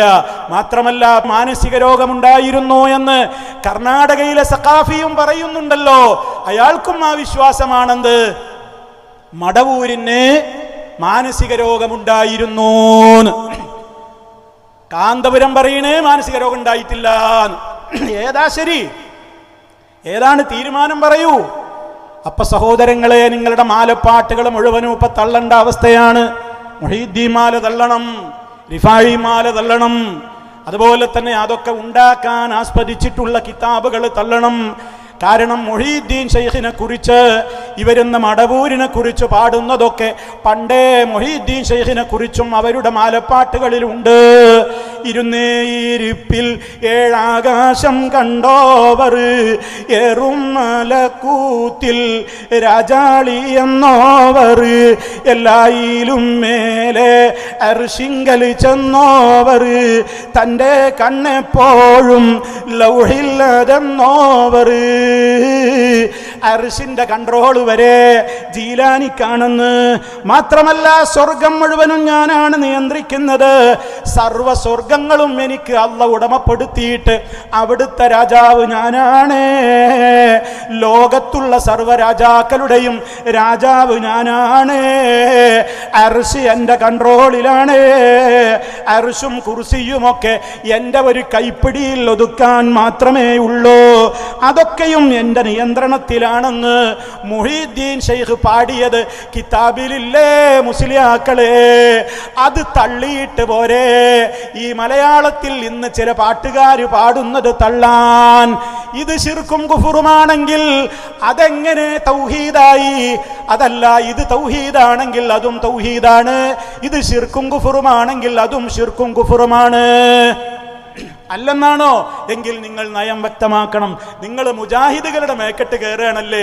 നിങ്ങൾ ജിന്നും അതേപോലെ തന്നെ മറ്റു പലതുമാണ് പറഞ്ഞ. ഞങ്ങൾ ഇങ്ങനെ ഒളിഞ്ഞിരിക്കുന്നു നിങ്ങൾ വിചാരിച്ചോ? ഞങ്ങൾ ഒരുപാട് തൗഹീദ്, നിങ്ങളെത്ര പാർട്ടിയാ? ഞങ്ങളെ എട്ടായി എന്നാണ് നിങ്ങൾ എണ്ണി പറയാറുള്ളത്. നിങ്ങളോ എണ്ണിയാൽ 8 അല്ല 18 അല്ല 800 അല്ല, അത്രത്തോളം വളർന്ന് കഷ്ണങ്ങളായിട്ടാണ്. ഈ മംഗലാപുരത്ത് തന്നെ അടുത്ത ദിവസങ്ങളിൽ പേരോട് സഖാഫിയെ തൊലിയുരിച്ചുകൊണ്ട്, അതേപോലെ തന്നെ കർണാടകയിലെ മറ്റൊരു സഖാഫിയെ തൊലിയുരിച്ചുകൊണ്ട് മറ്റൊരു വിഭാഗം ഇവിടെ പ്രസംഗിച്ചില്ലേ? നിങ്ങൾക്ക് മറുപടി പറയാൻ കഴിഞ്ഞോ? അവർ ചോദിക്കുന്ന ചോദ്യങ്ങൾക്ക് എന്താ? അവർ ചോദിക്കുന്ന ചോദ്യങ്ങൾക്ക് നിങ്ങൾക്ക് മറുപടി പറയാൻ കഴിയാതെ പോകുന്നതെന്നോ? അവരുദ്ധരിക്കുന്നത് ഒക്കെ നിങ്ങളുടെ പാള കിതാബുകളാണ്. നിങ്ങൾ പണ്ട് അംഗീകരിച്ചിരുന്ന കിതാബുകളിൽ നിന്നാണ് അവർ വായിക്കുന്നത്. നിങ്ങൾക്കതുകൊണ്ട് അത്ര പെട്ടെന്നത് തള്ളാൻ കഴിയൂല എന്ന് അവർക്കും അറിയാം. ധൈര്യമുണ്ടെങ്കിൽ നിങ്ങൾ ഇതൊക്കെ തള്ളു എന്ന് അവർ പറയുന്നുണ്ട്, നിങ്ങൾക്ക് തള്ളാൻ കഴിയുന്നില്ല. കാരണം എന്താണെന്നറിയോ? അള്ളാഹിനെ കുറിച്ച് പറയുന്നതൊക്കെ സൃഷ്ടികളെ കുറിച്ചും പറയാമെന്നാണ് നിങ്ങളുടെ തന്നെ ഹോജമാര് പണ്ടെഴുതിയിട്ടുള്ളത്. അള്ളാഹിന്റെ പേരൊക്കെ സൃഷ്ടികൾക്കും കൊടുക്കാമെന്ന് വരെ അള്ളാഹിന്റെ ഓരോ പേരുണ്ടോ അതൊക്കെ നബിമാരുടെ പേരിലും ഔലിയാക്കളുടെ പേരിലും ഒക്കെ പറയാം എന്ന ആ രൂപത്തിലുള്ള വിശദീകരണങ്ങളാണ് അവർ നൽകിക്കൊണ്ടിരിക്കുന്നത്. ഞങ്ങൾ പറയുന്നു അത്തരത്തിലുള്ള പിഴച്ച വാദങ്ങളൊക്കെ ശൈത്താൻ നൽകുന്ന ഇൽഹാമുകൾ മാത്രമാണ്. നിങ്ങൾ ആലോചിക്ക്. നിങ്ങളുടെ മാലപ്പാട്ടുകളുടെ മുഴുവൻ അടിസ്ഥാനം എന്താണ്? അവർക്കൊക്കെ അള്ളങ്ങനെ അപ്പപ്പ അറിയിച്ചു കൊടുക്കുകയാണത്രേ. അത് ഖുർആനിലും ഹദീസിലൊന്നും കാണൂലത്രേ. നോക്കണം നിങ്ങൾ. ഇപ്പൊ നിങ്ങൾ ശരിക്ക് ചിന്തിക്ക് സഹോദരങ്ങളെ, നിങ്ങളുടെ തൗഹീദിന്റെ കാര്യം എന്തായി ആലോചിക്ക്. അതാ ഒതുക്കങ്ങൾ ഇഹ്യാഉസ്സുന്ന അറബി കോളേജിലെ മുദർരിസായ, അതേപോലെ തന്നെ സമസ്തയുടെ പ്രസിഡന്റായ ഈ സുലൈമാൻ മുസ്ലിയാരുടെ പൊന്നോമന പുത്രനായി അറിയപ്പെടുന്ന ഒരു മുസ്ലിയാരിതാ പച്ചയായി പ്രസംഗിച്ചിരിക്കുന്നു. എന്ത് ഓരോരുത്തർക്ക് ഇങ്ങനെ തോന്നുന്നതൊക്കെ മുഴുവൻ ശരിയായിക്കൊള്ളണമെന്നില്ല. അതാരായിരുന്നാലും ആരുടെ മനസ്സിൽ തോന്നുന്ന തോന്നലുകളിലും ശൈത്താൻ ഇടപെടാം. ശൈത്താൻ ഇടപെടാത്ത രണ്ടാളുകളെ ഉണ്ടാവുകയുള്ളൂ. അവരുടെ തോന്നലുകൾ ഒക്കെ ശരിയായിരിക്കും. ആരാണ് ആ രണ്ട് കൂട്ടം ആളുകൾ? ഒന്ന് അല്ലാഹുവിന്റെ മലക്കുകളാണ്, അവരുടേതിൽ ശൈത്താൻ ഇടപെടൂല. രണ്ടാമത്തെ വിഭാഗം പാപങ്ങളൊന്നും സംഭവിക്കാത്തവരായിട്ടിവിടെ മഹാന്മാരായ നബിമാരാണ്. അവരുടെ വാക്കുകളിലും പൊളിയൊന്നും ഉണ്ടാവില്ല, അവരുടെ വാക്കുകളിലും ശൈത്താൻ ഇടപെടൂല. അതുകൊണ്ട് മലക്കുകളോ നബിമാരോ അല്ലാത്ത ആരിവിടെ ഞങ്ങൾക്ക് ഇന്നതൊക്കെ തോന്നിയിട്ടുണ്ട്, ഞങ്ങൾക്ക് ഇന്ന വിവരമൊക്കെ ഇപ്പൊ മനസ്സിൽ കിട്ടിയിട്ടുണ്ട് എന്ന് പറഞ്ഞാൽ അത് വിശ്വസിക്കാൻ കൊള്ളൂല. അതൊക്കെ ശൈത്താന്റെ ഇടപെടലിൽ നിന്ന് മുക്തമായ തോന്നലുകളല്ല എന്ന് പച്ചയായി ആ മുസ്ലിയാർ ഇപ്പൊ പറഞ്ഞു കഴിഞ്ഞു. എന്തുകൊണ്ട്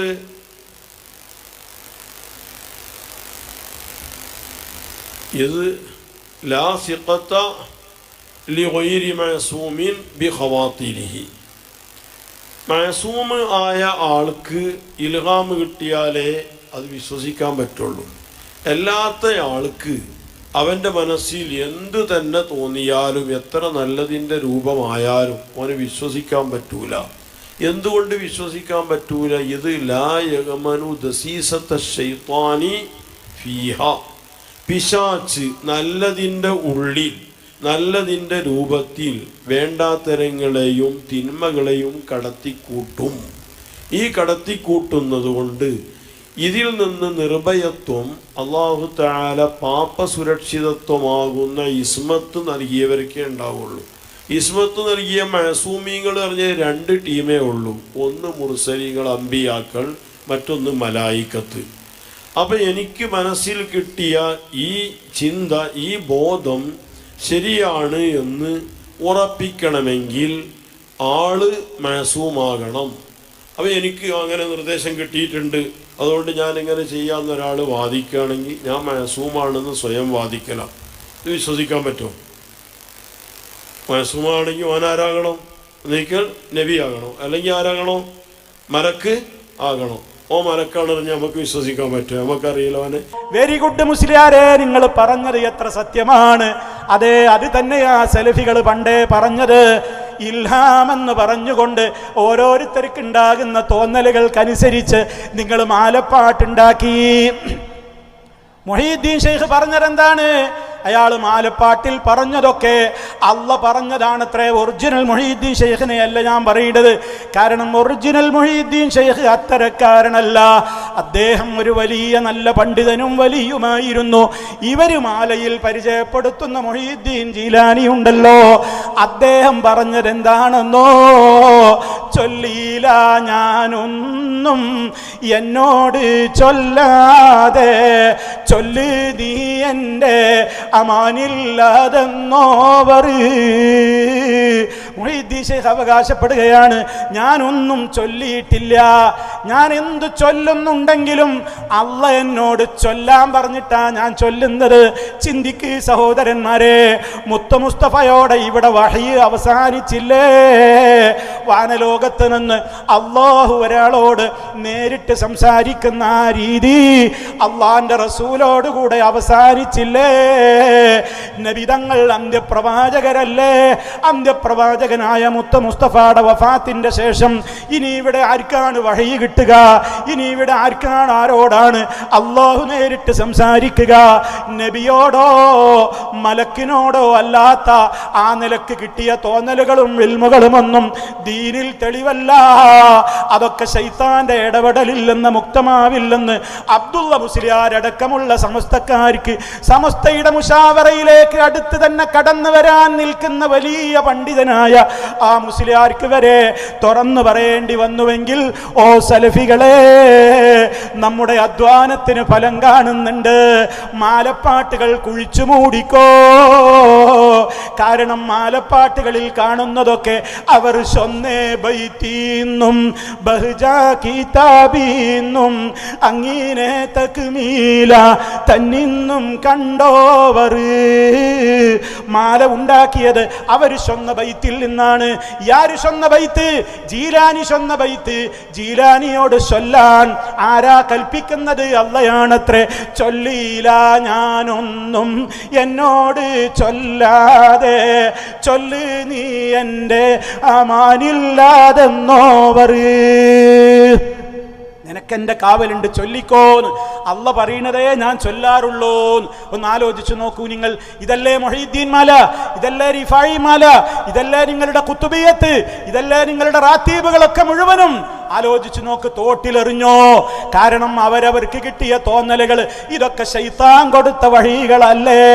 ശൈത്താനിന്റെ കാര്യങ്ങൾ അതിൽ മുക്തമാവാതിരിക്കാൻ മാത്രം ഇവരാരും നബിമാരല്ലല്ലോ, മലക്കുകളുമല്ലല്ലോ. എന്തേ കാരണം? മലക്കാണെങ്കിൽ മുഴുവൻ ശരിയാകും, നബിമാരാണെങ്കിലും ശരിയാകും. അല്ലാത്തവരുടേത് ശരിയാവാൻ സാധ്യതകൾ കുറവാണ്. അത് ശരിയായി കൊള്ളണമെന്നില്ല എന്നല്ലേ മുസ്ലിയാരെ നിങ്ങളിപ്പോൾ പ്രസംഗിച്ചിട്ടുള്ളത്? അതുകൊണ്ട് തന്നെയാണ് ഞങ്ങൾ ചോദിക്കുന്നത്, ഇനി എങ്ങനെ നിങ്ങൾ മാലപ്പാട്ട് ചൊല്ലും? ഇനി എങ്ങനെ ഖുത്ബിയത്ത്, മങ്കൂസ് മൗലീദ് ഇനി നിങ്ങൾക്ക് എങ്ങനെ ചൊല്ലാൻ പറ്റും? കാരണം പേരോട് മുസ്ലിയാരി തന്നെ പറഞ്ഞു, അള്ളാന്റെ റസൂലിന്റെ ഒറിജിനൽ കോലത്തിൽ അള്ളാഹുവിന്റെ റസൂലിനല്ലാതെ വരാൻ കഴിയൂല, ശൈത്താൻ ഇടപെടൂല. ശൈത്താനിനൊരിക്കലും നബി സല്ലല്ലാഹു അലൈഹി വസല്ലമിന്റെ രൂപത്തിൽ പ്രത്യക്ഷപ്പെടാൻ കഴിയൂല. പക്ഷേ ഒരു കാര്യം നമ്മൾ മനസ്സിലാക്കണം, അള്ളാന്റെ റസൂലാണ് ഞാനെന്ന് പറഞ്ഞുകൊണ്ട് നബി തങ്ങളുടെ രൂപത്തിലല്ലാതെ ശൈത്താന് വരാലോ. അത് ആ രൂപത്തിലല്ലേ പേരോട് മുസ്ലിയാർ സംസാരിച്ചിട്ടുള്ളത്. അതോടുകൂടി മങ്കൂസ് മൗലീദിന്റെ കാര്യവും തീരുമാനമായി. കാരണം നബിയാണെന്ന് ഉറപ്പിക്കണമെങ്കിൽ അത് സഹാബിക്കെ ഉറപ്പിക്കാൻ പറ്റൂ. അല്ലെങ്കിൽ അള്ളാന്റെ റസൂലിന് ഹദീസിൽ പറഞ്ഞ ഏതൊക്കെ ഗുണങ്ങളുണ്ടോ അതൊക്കെ ശരിക്ക് കലക്കി കുടിച്ച ഒരു പണ്ഡിതന് മാത്രമേ നബിയെ കണ്ടാ നബിയാണെന്ന് മനസ്സിലാകൂ. അല്ലാത്തവരുടെ കാര്യം അത് ശൈത്താനാവാം എന്ന് പേരോട് മുസ്ലിയാർ ആ സത്യം ലോകത്തോട് വിളിച്ചു പറഞ്ഞു. അൽഹംദുലില്ലാഹ്. അതോടുകൂടെ മങ്കൂസ് മൗലിദും തോട്ടിലേക്ക് എറിയണം. കാരണം അതിന്റെ അവസാന ഭാഗത്ത് പറയുന്ന കഥ ഒരു അമുസ്ലിമായ മനുഷ്യൻ റസൂലുള്ളാഹിനെ സ്വപ്നം കണ്ട കഥയാണ്. പോയില്ലേ? മങ്കൂസ് തോട്ടിലായി, ശറഫുൽ അനാമ് തോട്ടിലായി, മുഹീദ്ദീൻ മാല തോട്ടിലായി, ഖുത്ബിയത്ത് പോയി, റിഫായി മാല പോയി, എല്ലാം പോയി. നോക്കൂ നിങ്ങൾ, ഇങ്ങനെയാണ് നന്മയിലേക്ക് മടങ്ങി വരൽ. നമ്മളിവിടെ പേരോടിനെയോ അത് അംഗീകരിച്ച മുസ്ലിയാക്കന്മാരെയോ കുറ്റപ്പെടുത്താനല്ല. നല്ല കാര്യമാണ്, നിങ്ങൾ അങ്ങനെയൊക്കെ കുറെ കാര്യങ്ങൾ തിരുത്തി പറയുന്നുണ്ട്. പക്ഷേ അത് ഇഖ്ലാസോടെ പറയണം. നിങ്ങളത് ഇഖ്ലാസോടുകൂടെ പറയണം. എന്തേ കാരണമെന്നോ, നിങ്ങൾ പലപ്പോഴും ഞങ്ങളുടെ മുമ്പിൽ മറുപടിയില്ലാതെ പിടിച്ചു നിൽക്കാൻ വേണ്ടി ചിലതൊക്കെ നിഷേധിക്കുന്നുണ്ട്. പക്ഷേ അതോടുകൂടി നിങ്ങൾ പണ്ട് സ്ഥാപിച്ച അടിത്തറയാണ് ഇളക്കി മറിക്കുന്നത്. വല്ലാത്തൊരത്ഭുതല്ലേ? ഇപ്പൊ നോക്കൂ നിങ്ങൾ, എത്രത്തോളം കാര്യങ്ങളിലാ ഇപ്പം മാറി മറിഞ്ഞത്, ഏതെല്ലാം വിഷയങ്ങളിലാ മാറ്റം വന്നത്. അപ്പൊ പേരോടിനൊപ്പം മറ്റേ വിഭാഗം പറയുന്നത് എന്താണെന്നറിയോ? ഒറിജിനൽ വഹാബിയേക്കാൾ കടുത്ത വഹാബിയാണ് പേരോട് എന്നാണ് ഇപ്പൊ പറയുന്നത്. അപ്പുറത്തുള്ള സമസ്തക്കാര് എന്താ പറയുന്നത്? ഒറിജിനൽ വഹാബിയേക്കാൾ കടുത്ത വഹാബിയാണ് പേരോട്. ഒന്ന് ആലോചിച്ച് നോക്കുക. ആ പേരോടാണ് ഇപ്പൊ പറയുന്നത്. എന്ത്? ഇപ്പൊ എല്ലായിടത്തും ഒരു ക്ലിപ്പ് പ്രചരിക്കുന്നുണ്ട്. എന്താണെന്നറിയോ? പേരോട് മുസ്ലിയാർ പറയുന്നുണ്ട്, എന്ത്? സുന്നിയല്ലാത്തവർക്ക് മക്കളെ വിവാഹം കഴിപ്പിച്ചു കൊടുക്കരുത് ഉമ്മമാരെ. എത്ര വലിയ പണക്കാരൻ നിങ്ങളുടെ മകളെ അന്വേഷിച്ചു വന്നാലും അവൻ സുന്നിയല്ലെങ്കിൽ നിങ്ങൾ വിവാഹം കഴിച്ചു കൊടുക്കരുതേ. കാരണം നിങ്ങളുടെ മക്കളെ നിങ്ങൾ നരകത്തിലേക്ക് എറിയലാണത്. നോക്കണം നിങ്ങൾ, പേരോടിന്റെ ഒരു അവകാശവാദേ.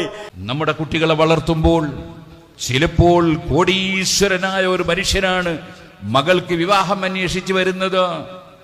പക്ഷേ അന്വേഷണത്തിൽ ആ കോടീശ്വരനായ മനുഷ്യൻ സുന്നിയല്ല.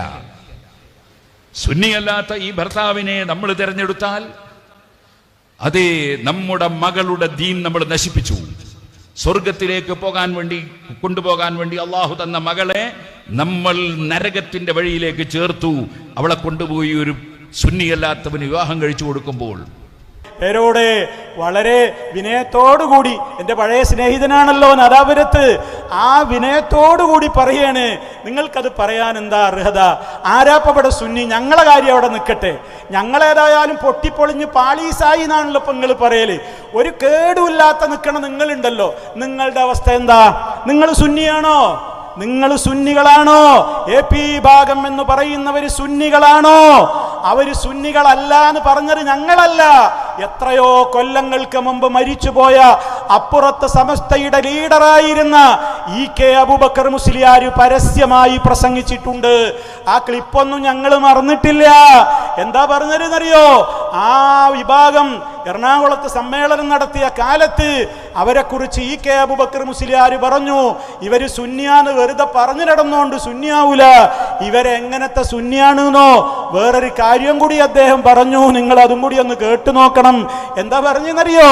അദ്ദേഹം പറയണേ, അവര് സുന്നി എന്ന് പറഞ്ഞാൽ നിങ്ങളെങ്ങാനും അവിടെ ഉണ്ടായിരുന്നുവെങ്കിൽ ആ സുന്നി എന്ന് പറഞ്ഞു നടക്കുന്ന ആളുകളുടെ തുണി അങ്ങോട്ട് പൊക്കി നോക്കിയിരുന്നെങ്കിൽ മുറിച്ചിട്ടില്ല എന്ന് മനസ്സിലാകുമായിരുന്നു. സുന്നത്ത് കഴിക്കാത്ത സുന്നികളവര്, ഒരു സുന്നിയല്ല എന്ന് ആരാ പറയണത്? ഞങ്ങളല്ല, ഞങ്ങളുടെ മേക്കട്ട് പറയേണ്ട മറുപടി അങ്ങോട്ട് പറഞ്ഞോ. ഇവർക്ക് ഈ സമുദായത്തെ ഭിന്നിപ്പിക്കാൻ സാധിക്കുന്നതല്ല, ഞങ്ങൾ അതിന് അനുവദിക്കുകയില്ല. സമസ്ത കേരള ജമിയത്തുൽ ഉലമയിലെ ഒരു രോമം വരയ്ക്കാൻ ഇവർക്ക് സാധിക്കുകയില്ല. അതിന് യാതൊന്നും സംഭവിച്ചിട്ടും ഇല്ല. അതിൽ നിന്നും പുറത്തുപോയി മൂന്നാലാൾ പുറത്തുപോയി അത് കൂടിയത് കൊണ്ടിട്ട് ഒരു കാര്യമൊന്നുമില്ല. ഇത് തുന്നിയാവൂല. ഞങ്ങളാണ് തുന്നി എന്ന് പറഞ്ഞുകൊണ്ട് ജനങ്ങൾ അംഗീകരിക്കുകയില്ല. എന്നിട്ട് എറണാകുളത്ത് സമ്മേളനം നടന്നു. എന്ത് സമ്മേളനം? സുന്നി സമ്മേളനം. എന്താ സുന്നി? ആ സുന്നി സമ്മേളനം നടന്നേ ആ സ്ഥലത്ത് തിങ്കളാഴ്ചകൾ ഉണ്ടായിരുന്നെങ്കിൽ അവരെ തുണിയൊന്ന് പൊന്തിച്ചു നോക്കിയാൽ സുന്നത്ത് കഴിക്കില്ലാതാണ്.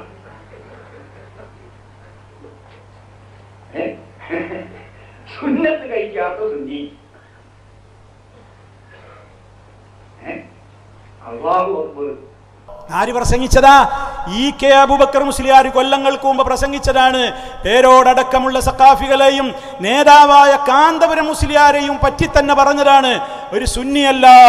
എന്നിട്ട് ഇനി തീരുമാനം പറഞ്ഞോളൂ മുസ്ലിയാരെ, സുന്നിയല്ലാത്തവർക്ക് പെണ്ണു കൊടുത്താൽ നരകത്ത് പോകുന്നു പറഞ്ഞത് മലർന്ന് കിടന്ന് നിങ്ങൾ മുകളിലോട്ട് തുപ്പിയതാണ്. നിങ്ങളുടെ നെഞ്ചത്തേക്കും മുഖത്തേക്കുമാണ് ആ ആരോപണം വന്ന് വീണിരിക്കുന്നത്. അതുകൊണ്ട് നിങ്ങൾക്ക് നിങ്ങളുടെ ടീമിൽ ഒരെണ്ണത്തിനും പെണ്ണ് കൊടുക്കരുത് എന്ന് പണ്ടേ EK അബൂബക്കർ മുസ്ലിയാർ മുമ്പേ പറഞ്ഞു പോയി എന്ന് നിങ്ങൾ മനസ്സിലാക്കിയാൽ മതി. ഇടക്കൊക്കെ പേരോടിങ്ങനെ ഞാൻ യഥാർത്ഥത്തിലുള്ള വഹാബിയൊന്നും ആയിട്ടില്ല, ഞാനിങ്ങനെ സുന്നി തന്നെയാണ്, എനിക്കൊരു മാറ്റവും വന്നിട്ടില്ല എന്ന് പറയാൻ വേണ്ടിയിട്ട് പിടിച്ചു നിൽക്കാൻ വേണ്ടി നമ്മളെ കുറേ ചീത്ത പറയുന്ന കൂട്ടത്തിൽ പറയുന്നതാണ് ഇതൊക്കെ. എന്ത്? സുന്നിയല്ലാത്തവർക്ക് ഒരു നിലക്കും നിങ്ങൾ മക്കളെ കെട്ടിച്ചു കൊടുക്കരുത്, അവരുമായി മിണ്ടരുത്. എന്നാലോ ഇവരിങ്ങനെ മുജാഹിദുകൾ അതേപോലെ തന്നെ പണക്കാരാണെങ്കിൽ അവരുടെ അടുത്ത് നിന്ന് പിരിവ് വാങ്ങാൻ അവരുടെ മുമ്പിലേക്ക് പോകും, അവരുമായി കൂടിച്ചിരിക്കും, അവരുമായുള്ള ബന്ധങ്ങളിലൊക്കെ പലയിടത്തും പല ഇടപാടുകളും നിങ്ങൾക്കുണ്ട്, ഞങ്ങൾക്കതറിയാം. പക്ഷേ പൊതുജനത്തിന്റെ മുമ്പിൽ വരുമ്പോൾ പറയും സലഫികൾ കയറിയ ബസ്സിൽ പോലും കയറരുത്. കാരണം ഒരു സലഫി ബസ്സിന്റെ മുമ്പിലിരിക്കുന്നുണ്ടെങ്കിൽ അയാളുടെ ശരീരത്തിൽ തട്ടിയ കാറ്റ് നമ്മുടെ ശരീരത്തിൽ തട്ടിയാൽ അത് വിഷമാണ്. അതുകൊണ്ട് തന്നെ കൈ കഴുകണം, കുളിക്കണം, അവനെ ഒരിക്കലും അവനെ കണ്ടാൽ അവന്റെ ചെപ്പക്ക് 4 കൊടുക്കണം എന്നൊക്കെ പൂതി പറയുന്ന മുസ്ലിയാക്കളുണ്ട് ഈ കർണാടകയിൽ. ഞങ്ങൾക്കറിയാം. പറയണം നിങ്ങൾ സുന്നിയല്ല എന്നും സുന്നത്ത് കഴിക്കാത്ത സുന്നികളാണ് നിങ്ങളെന്നും വർഷങ്ങൾക്ക് മുമ്പ് നിങ്ങളെക്കുറിച്ച് EK അബൂബക്കർ മുസ്ലിയാർ പറഞ്ഞിട്ടില്ല എന്ന് പറയാൻ നിങ്ങൾക്ക് കഴിയുമോ? കഴിയില്ല. ഞങ്ങളുടെ കൈകളിൽ സംസാരിക്കുന്ന രേഖകളുണ്ട്. നിങ്ങൾ ആലോചിച്ച് നോക്കണം. അപ്പൊ സഹോദരങ്ങളെ, എന്താണ് ഈ സമുദായത്തിന് സംഭവിച്ചത്? ഞാൻ നേരത്തെ പറഞ്ഞതുപോലെ അള്ളാഹുവിൻ്റെ കിതാബിലും സുന്നത്തിലുമുള്ള കാര്യങ്ങൾക്ക് വിരുദ്ധമായിട്ടാണ് ഈ സമൂഹത്തോട് ഇവർ കാര്യങ്ങൾ പഠിപ്പിച്ചു കൊണ്ടിരിക്കുന്നത്. അതുകൊണ്ട് തന്നെയാണ് ഈ ജാറങ്ങളിലും അതേപോലെ തന്നെ ദർഗകളിലുമൊക്കെ ഇത്തരത്തിലുള്ള കാര്യങ്ങളൊക്കെ അവരുടെ ഹോജമാര് പറയുന്നു എന്നല്ലാതെ അള്ളാഹ് അനുവദിച്ചിട്ടില്ല. ആരുടെ ഖബറും ഒരു ചാണിലപ്പുറം ഉയർത്താൻ പാടില്ല. അത് നബിമാരുടേതാണെങ്കിലും തങ്ങന്മാരുടേതാണെങ്കിലും ആരുടേതാണെങ്കിലും എന്ന് പറഞ്ഞിട്ട് ഉള്ളാളത്തെ ദർഗയിൽ സയ്യിദ് മദനിയുടെ ജാറം കെട്ടിപ്പടുത്തിട്ടില്ലേ? അതിന്മേൽ പട്ടുമൂടിയിട്ടില്ലേ? പൂക്കളിടുന്നില്ലേ? വിളക്ക് കൊളുത്തുന്നില്ലേ? ആര് പഠിപ്പിച്ച ദീനാണിത്? നിങ്ങൾക്ക് തെളിവ് ഹാജരാക്കാൻ കഴിയുമോ? കഴിയില്ല. നിങ്ങൾ ആലോചിച്ചു നോക്ക്. അവർക്ക് വേണ്ടി അള്ളാഹുവിനോട് പ്രാർത്ഥിക്കാനല്ലേ ഖബർ സിയാറത്ത് ഇസ്ലാം അനുവദിച്ചു തന്നത്? അതേ അവസരത്തിൽ ഖബറുകൾ കെട്ടിപ്പടുത്ത് കുമ്മായമിട്ട് പെയിന്റ് അടിച്ച് മാർബിൾ പതിച്ച് അതിന്മേൽ പട്ടുവസ്ത്രം കൊണ്ട് മൂടി ചന്ദനത്തിരിയും സാമ്പ്രാണിയും ഒക്കെ പുകച്ച് അങ്ങോട്ട് ആട്ടിനെയും കോഴിയെയും നാളികേരവും പച്ചക്കറികളും നേർച്ചയാക്കി ഉറൂസ് കഴിച്ച് ആ ഉറൂസിനും ദർഗയിലേക്കും നാടുനീള പെണ്ണുങ്ങളും പോലും കൂലം കുത്തി ഒഴുകുന്ന കാഴ്ച. ദർഗകളിലേക്കും മഖാമുകളിലേക്കും ജാറങ്ങളിലേക്കും ചന്ദനക്കുട ഉത്സവങ്ങളിലേക്കും നബിദിനാഘോഷ റാലികളിലേക്കും എരച്ച് കയറുകയാണ് ഇന്ന് മുസ്ലിം പെണ്ണുങ്ങൾ. പർദ്ദയിട്ടു എന്ന് പറയുന്ന പെണ്ണുങ്ങൾ, പർദ്ദയിട്ടവരും അല്ലാത്തവരുമൊക്കെയായ മുസ്ലിം പേരുള്ള പെണ്ണുങ്ങൾ ഇന്ന് ദർഗകളിലും ചന്ദനക്കുടങ്ങളിലും അവർ ചാടിക്കളിക്കുകയാണ്. DJ പാർട്ടികൾ, DJ ഉള്ള ഘടിപ്പിച്ചിട്ടുള്ള വാഹനങ്ങൾക്ക് പിന്നിൽ അവർ തുള്ളിക്കളിക്കുകയാണ്. നബിദിനത്തിന് വേണ്ടി പെണ്ണുങ്ങൾ തെരുവിലിറങ്ങിയിരിക്കുകയാണ്. അങ്ങനെയുള്ള ആ ഒരവസ്ഥയൊക്കെ മുസ്ലിയാക്കന്മാർക്ക് പ്രശ്നമേ അല്ല. പേരിനതൊക്കെ അവർ എതിർത്തു എന്നൊക്കെ പറയും, പക്ഷേ അതിലൊക്കെ അവർ പോയി വാഴും പറയും. അങ്ങനെയുള്ള ആ പെണ്ണുങ്ങളുടെ പ്രവർത്തനം കണ്ടപ്പോൾ പല മുസ്ലിം പെണ്ണുങ്ങൾക്കും തോന്നിയിട്ടുണ്ട്, റോഡിലിറങ്ങിയിട്ട് മുദ്രാവാക്യം വിളിക്കാം, റോഡിലിറക്കിയിട്ട് ശരീരം കുലുക്കിയിട്ട് ആഹ്ലാദ പ്രകടനം നടത്താമെന്ന്. ചിന്തിക്കണം മുസ്ലിമീങ്ങളെ. ഞാൻ സാന്ദർഭികമായ ഒരു കാര്യം പറയുകയാണ്. നാളെ കേരളത്തിൽ നാളെ 8 മണി മുതൽ, രാവിലെ 8 മണി മുതൽ വോട്ടെണ്ണൽ ആരംഭിക്കുകയാണ്. അവിടുന്ന് അങ്ങോട്ടുള്ള ഓരോ മണിക്കൂറുകളും ഉദ്യോഗജനകമായ അന്തരീക്ഷമാണ്. ആര് ജയിക്കും ആര് തോൽക്കുമെന്ന് ആളുകൾ കാതുകൂർപ്പിച്ച് റിസൾട്ട് കേൾക്കാൻ നിൽക്കുകയാണ്. കേരളത്തിന്റെ ഭരണം ആരിലേക്ക് എന്ന് ആളുകൾ ഉറ്റുനോക്കിക്കൊണ്ടിരിക്കുന്ന ആ സമയത്ത് വിജയിച്ച പാർട്ടികൾ ആഹ്ലാദ പ്രകടനം നടത്തും. അവർ തെരുവിലേക്ക് ഇറങ്ങും. തെരുവിലേക്ക് ഇറങ്ങുമ്പോൾ ആണും പെണ്ണും ഒന്നിച്ചുള്ള ആഹ്ലാദ പ്രകടനങ്ങളും അതേപോലെ തന്നെയുള്ള പല തോന്നിവാസങ്ങളും ആ ആഹ്ലാദ പ്രകടനത്തിന്റെ പേരിൽ നടത്താറുണ്ട്. പല സ്ഥാനാർത്ഥികളെയും അന്യപുരുഷന്മാര് തോളിലേറ്റി പൊക്കി ചിരിച്ച് ആഹ്ലാദിച്ചു കൊണ്ട് നടക്കാറുണ്ട്. ഞാൻ എൻ്റെ പ്രിയപ്പെട്ടവരോട് ഓർമ്മപ്പെടുത്തുന്നു, മുസ്ലിമീങ്ങളോടാണ് ഞാൻ പറയുന്നതെന്ന് ആവർത്തിച്ചു പറയുന്നു. മുസ്ലിം പുരുഷന്മാരെ, മുസ്ലിം സഹോദരിമാരെ, നിങ്ങൾ ആഹ്ലാദ പ്രകടനങ്ങളിൽ പങ്കെടുക്കുമ്പോൾ സ്ത്രീകളെ നിങ്ങളതിൽ പങ്കെടുക്കരുത്. പുരുഷന്മാരോട് പറയട്ടെ, ആര് ജയിക്കട്ടെ ആര് തോൽക്കട്ടെ, നമ്മുടെ പരലോകം തോൽക്കരുത്. നമ്മുടെ പരലോകം നമുക്ക് ജയിക്കണം. അതിന് വിരുദ്ധമാകുന്ന നിലക്കുള്ള ഒരാഹ്ലാദ പ്രകടനങ്ങളിലും നിങ്ങൾ പങ്കെടുക്കരുത്. DJ പാട്ടിനനുസരിച്ച് തുള്ളുന്ന പെണ്ണുങ്ങളായി മുസ്ലിം പെണ്ണുങ്ങളെ നിങ്ങൾ അധപ്പതിക്കരുത്. നിങ്ങളോടിത് പറയാൻ ഞങ്ങൾക്ക് അവകാശമുണ്ട്. അതൊന്നും തെറ്റല്ല. ഞങ്ങൾക്കത് ഞങ്ങളുടെ ഇഷ്ടം പോലെ ചെയ്യുമെന്ന് വിശ്വസിക്കുന്ന ആളുകൾക്കത് ചെയ്യാം. ഇന്ത്യ രാജ്യമാണ്, അവർക്ക് സ്വാതന്ത്ര്യമുണ്ട്. ഞങ്ങളാരും അതിനെതിരല്ല. പക്ഷേ ലാ ഇലാഹ ഇല്ലല്ലാഹ് മുഹമ്മദുർ റസൂലുള്ളാഹ് എന്ന് വിശ്വസിച്ച് അംഗീകരിക്കുന്ന മുസ്ലിം ഉമ്മയാണോ, മുസ്ലിം പെങ്ങളാണോ, മുസ്ലിം പെണ്ണാണോ നിങ്ങൾ എങ്കിൽ നിങ്ങൾ റോട്ടിലിറങ്ങി ശരീരം തുള്ളി നിങ്ങളുടെ സ്ഥാനാർത്ഥിക്ക് സിന്ദാബാദ് വിളിച്ച് ആഹ്ലാദ പ്രകടനങ്ങളിൽ DJ പാർട്ടിയുടെ കൂടെ തുള്ളാൻ പോകരുത്. നിങ്ങൾ നിങ്ങളുടെ വീടുകളിൽ അടങ്ങി ഒതുങ്ങിയിരിക്കുകയാണ് വേണ്ടത്. നന്മയുടെ മാർഗങ്ങളിലേക്ക് നിങ്ങൾ പുറപ്പെടാവൂ. ഇബ്നു കസീർ റഹിമഹുല്ലാഹ് ഈ ആയത്ത് വിശദീകരിച്ചപ്പോ, സ്ത്രീകളെ നിങ്ങൾ നിങ്ങളുടെ വീടുകളിൽ അടങ്ങി ഒതുങ്ങിയിരിക്കണം.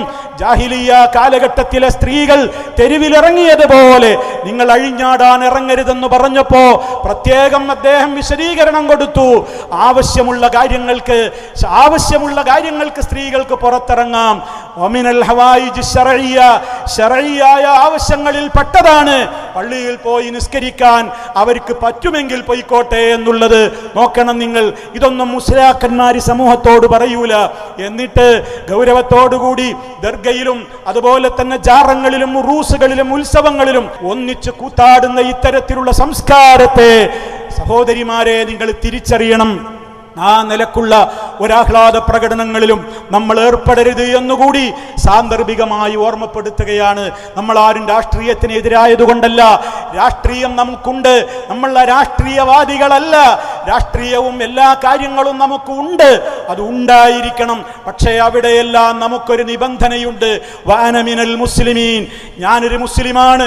ആ ഐഡന്റിറ്റി തകർത്തുകൊണ്ടുള്ള ഒരു പ്രവർത്തനവും നമുക്കുണ്ടാകുവാൻ പാടില്ല എന്നുകൂടി സാന്ദർഭികമായി ഓർമ്മപ്പെടുത്തുകയാണ്.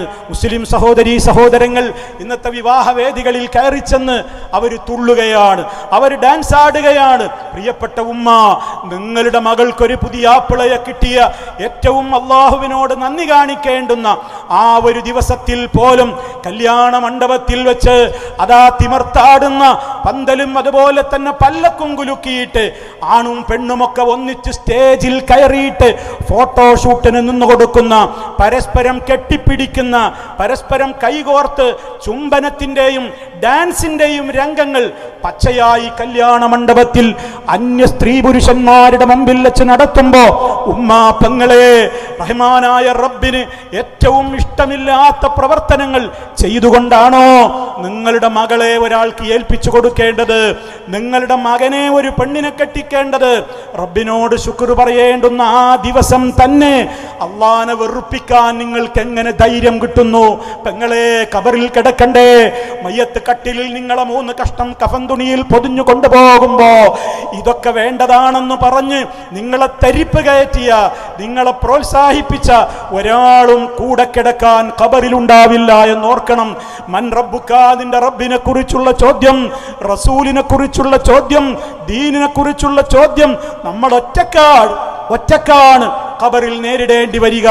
അവിടെ ഈ തോന്നിവാസങ്ങൾക്ക് നമ്മളെ പ്രേരിപ്പിച്ചവർ സിനിമാ ഹാളുകളിൽ പോയിട്ട് അവിടെ പോയിരുന്നിട്ട് അവിടെ പ്രദർശിപ്പിക്കുന്ന സിനിമകൾ കണ്ടിട്ട് ആമീൻ ആമീൻ എന്ന് പറഞ്ഞ് കൂട്ടപ്രാർത്ഥന നടത്തിയിട്ട് റീൽസുകളാക്കി വിടാൻ ഏത് ഉമ്മ പറ്റ മക്കൾക്കാണ് ഇവിടെ ധൈര്യം വന്നതെങ്കിൽ ആ ഉമ്മമാര് ചിന്തിക്കട്ടെ.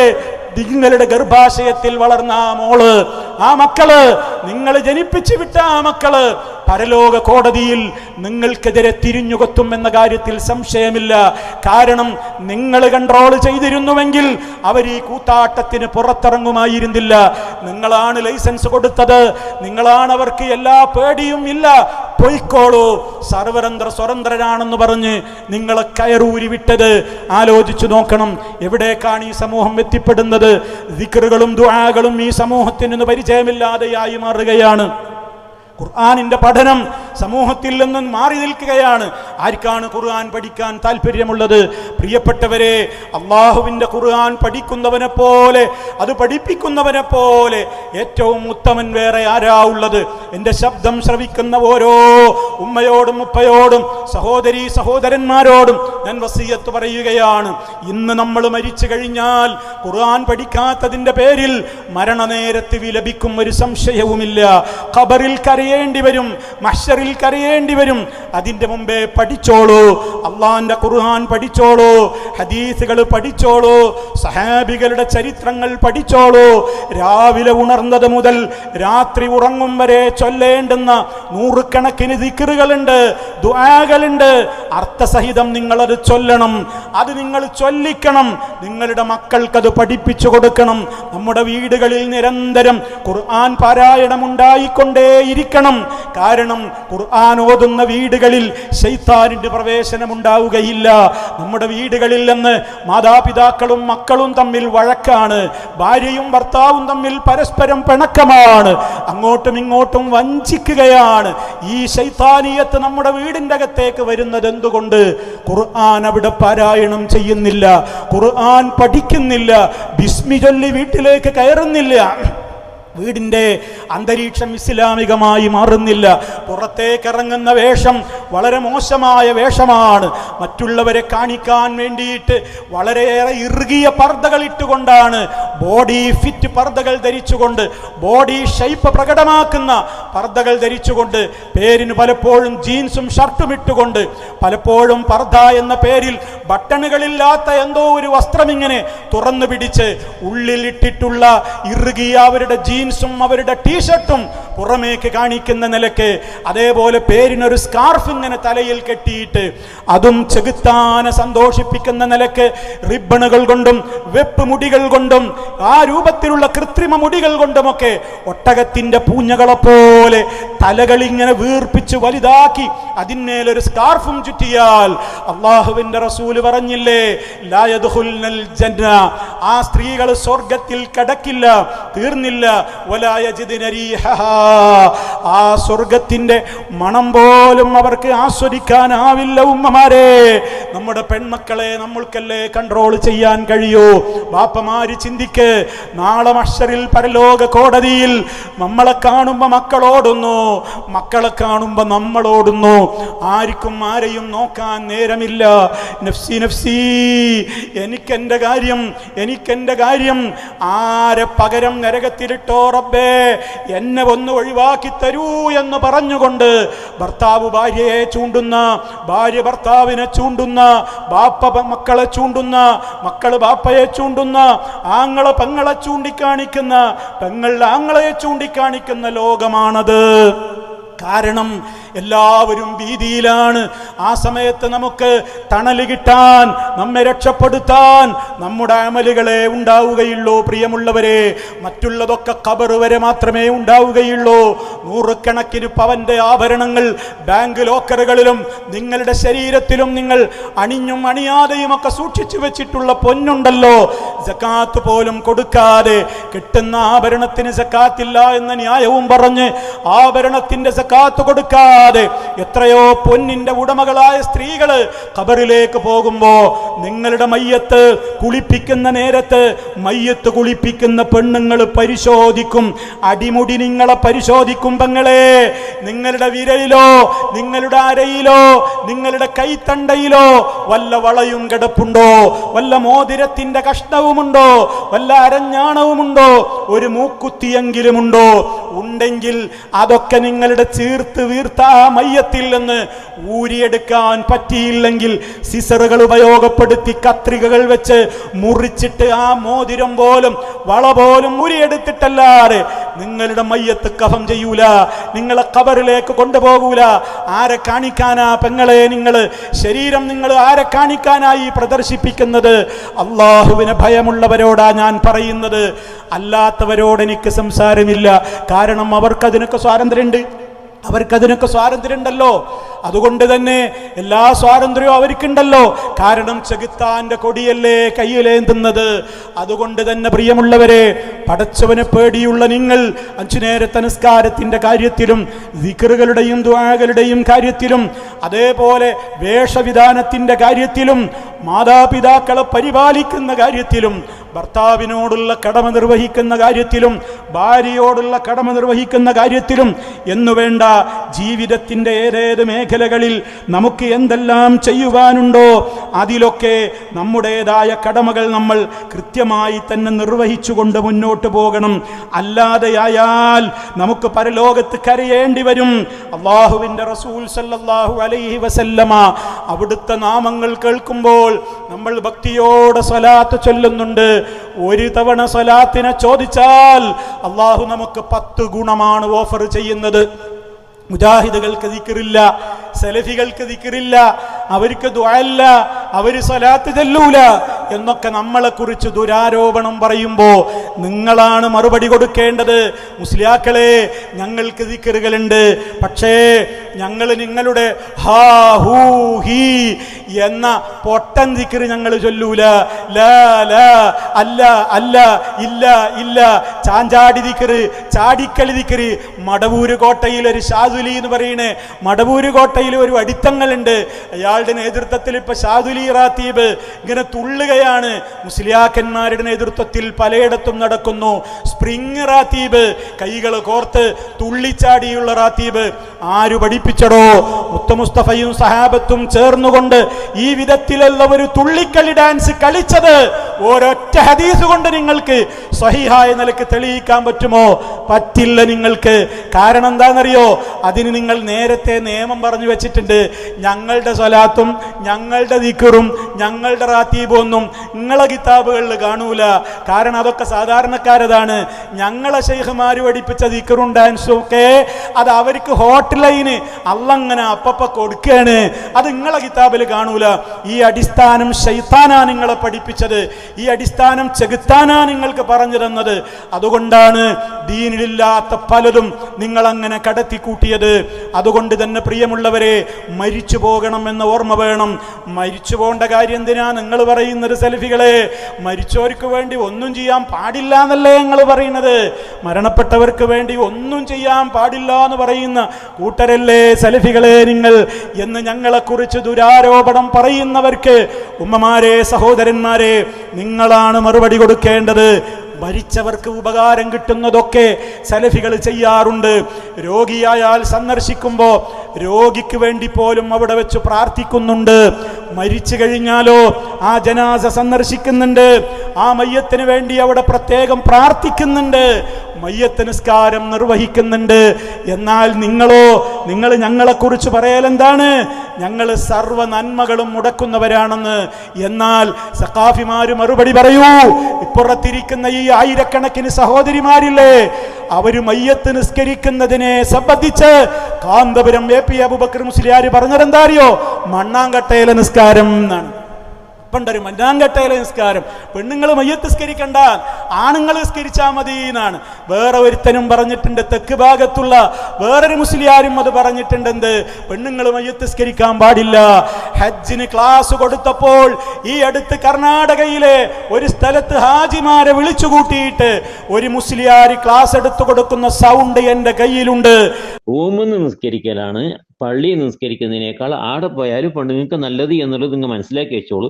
ഇനി ചെയ്തതും ചെയ്യാത്തതും സംഗതി നിങ്ങൾ വിഷയം മനസ്സിലാക്കി വെച്ചോ. കാരണം റൂമിൽ നിസ്കരിക്കുന്ന ആ ഒരു പ്രതിഫലം നിങ്ങൾക്ക് എന്തില്ല പള്ളിയിൽ പോയാൽ കിട്ടൂല. നമ്മളിനി ജുമ നിസ്കരിക്കുന്ന ആ നേരത്തെ കഴിഞ്ഞ് വെള്ളിയാഴ്ച നിന്ന് നിർബന്ധമായിട്ട് എന്താക്കുക? റൂമിൽ തന്നെ നിൽക്കുക, പള്ളിയിലേക്ക് പോകാൻ നിൽക്കണ്ട. ഇനി വെള്ളിയാഴ്ച നിന്ന് പോയിട്ട് അവിടുന്ന് അഥവാ ജുമയിൽ പെട്ടുപോയി, എന്നാലും ജുമ നിസ്കരിച്ചാൽ നിങ്ങൾ നിസ്കരിക്കേണ്ടി വരും പിന്നീട്. അപ്പൊ നിങ്ങൾ അതിലേക്ക് എന്താക്കണ്ട, അവിടെ നിൽക്കണ്ട. എന്നതുപോലെ തന്നെ മയ്യത്ത് നിസ്കാരം, എല്ലാ വഖത്തിനും മയ്യത്ത് നിസ്കാരം ഉണ്ടാവും. കഴിയുന്നതും കൂടാതെ കലാവാണിത്. കാരണം ഇപ്പോൾ സ്ത്രീകൾക്ക് മയ്യത്ത് നിസ്കാരം ഒന്നും ഇല്ല. അപ്പോ ഈ ജുമ തീരെയല്ലേ, ജുമ നിസ്കരിച്ചെങ്കിലും വെള്ളിയാഴ്ച നിന്ന് എന്താക്കണം? നിങ്ങൾ പിന്നെ ളുഹർ നിസ്കരിക്കണം. അയാളതിൽ പറയുന്നുണ്ട്, സ്ത്രീകളെ, നിങ്ങൾ ഹറമിൽ പോയാൽ നിങ്ങൾ നിസ്കരിക്കാനൊന്നും നിൽക്കണ്ട, നിങ്ങൾ നിസ്കാരത്തിലൊന്നും പങ്കെടുക്കണ്ട. അഥവാ വെള്ളിയാഴ്ച നിങ്ങൾ അവിടെ കുടുങ്ങിപ്പോയാ നിങ്ങൾ അവിടെ ജുമ നിസ്കരിച്ചിട്ടും കാര്യമൊന്നുമില്ല. നിങ്ങൾ റൂമിൽ വന്നിട്ട് വേറെ ളുഹർ നിസ്കരിക്കേണ്ടി വരുമെന്ന്. ചോദിക്കട്ടെ മുസ്ലിയാരെ, ഏത് ആശയമാ നിങ്ങൾ ഈ സമൂഹത്തോട് പറയുന്നത്? ഒരു സ്ത്രീ ജുമ നിസ്കരിച്ചാൽ അവൾക്കത് മതിയാകുന്നതാണ്, ളുഹറിന് പകരം അത് മതിയാകുന്നതാണെന്ന് എഴുതി വെക്കാത്ത കിതാബുകൾ ഏതാ ഉള്ളത്? എന്നിട്ട് ഈ പാവപ്പെട്ട ജനങ്ങളെ നിങ്ങൾ ലക്ഷക്കണക്കിന് ചെലവാക്കിയിട്ട് നിങ്ങൾ അമീറുമാരായി കൂട്ടിക്കൊണ്ടുപോയിട്ട് ജുമ പോലും നിങ്ങൾ നിസ്കരിക്കരുത്, അഥവാ നിസ്കരിച്ചാൽ നിങ്ങൾ ളുഹർ മടക്കി നിസ്കരിക്കും വേണം എന്ന് ക്ലാസ് എടുത്തു കൊടുക്കുന്നു. മാത്രമല്ല അവിടെ 5 നേരവും മയ്യത്ത് നിസ്കാരങ്ങൾ ഉണ്ടാവാറുണ്ട്. ധാരാളക്കണക്കിന് ജനാസകൾ അങ്ങനെ മക്കയിലും മദീനയിലുമൊക്കെ നിസ്കാരങ്ങളുടെ സമയത്ത് മയ്യത്ത് നിസ്കാരത്തിന് വേണ്ടി അവിടെ കൊണ്ടുവരപ്പെടും. ലക്ഷക്കണക്കിന് ആളുകൾ ആ പുണ്യം നേടുമ്പോ ഈ ഉസ്താദ് പറയാണ്, പെണ്ണുങ്ങളെ മയ്യത്ത് നിസ്കാരത്തിൽ നിങ്ങൾ പങ്കെടുക്കരുത്, അത് പെണ്ണുങ്ങൾക്ക് പറഞ്ഞതല്ല. സ്ത്രീകൾക്ക് നിസ്കാരം ഇല്ല, അത് ശ്രദ്ധിക്കണം. ഇന്ന് സമൂഹത്തിൽ പടർന്നു വന്നിരിച്ചിരിക്കുകയാണ്. നഊദു ബില്ലാഹ്, അല്ലാഹു കാത്തിരക്ഷിക്കട്ടെ. ഇസ്ലാമിന് അടിസ്ഥാനമില്ല. വളരെ ശ്രദ്ധിക്കേണ്ട ഒരു വിഷയമാണ്. സാന്ദർഭികമായി ഞാൻ വീണ്ടും ഉണർത്തുന്നു, സ്ത്രീകൾക്ക് മയ്യത്ത് നിസ്കാരം ഇല്ലാത്തതാണ്. അത് നമ്മുടെ സമുദായത്തിൽ ഇപ്പൊ ഇങ്ങനെ കടന്നു വന്നു കൂടിയിട്ടുണ്ട്.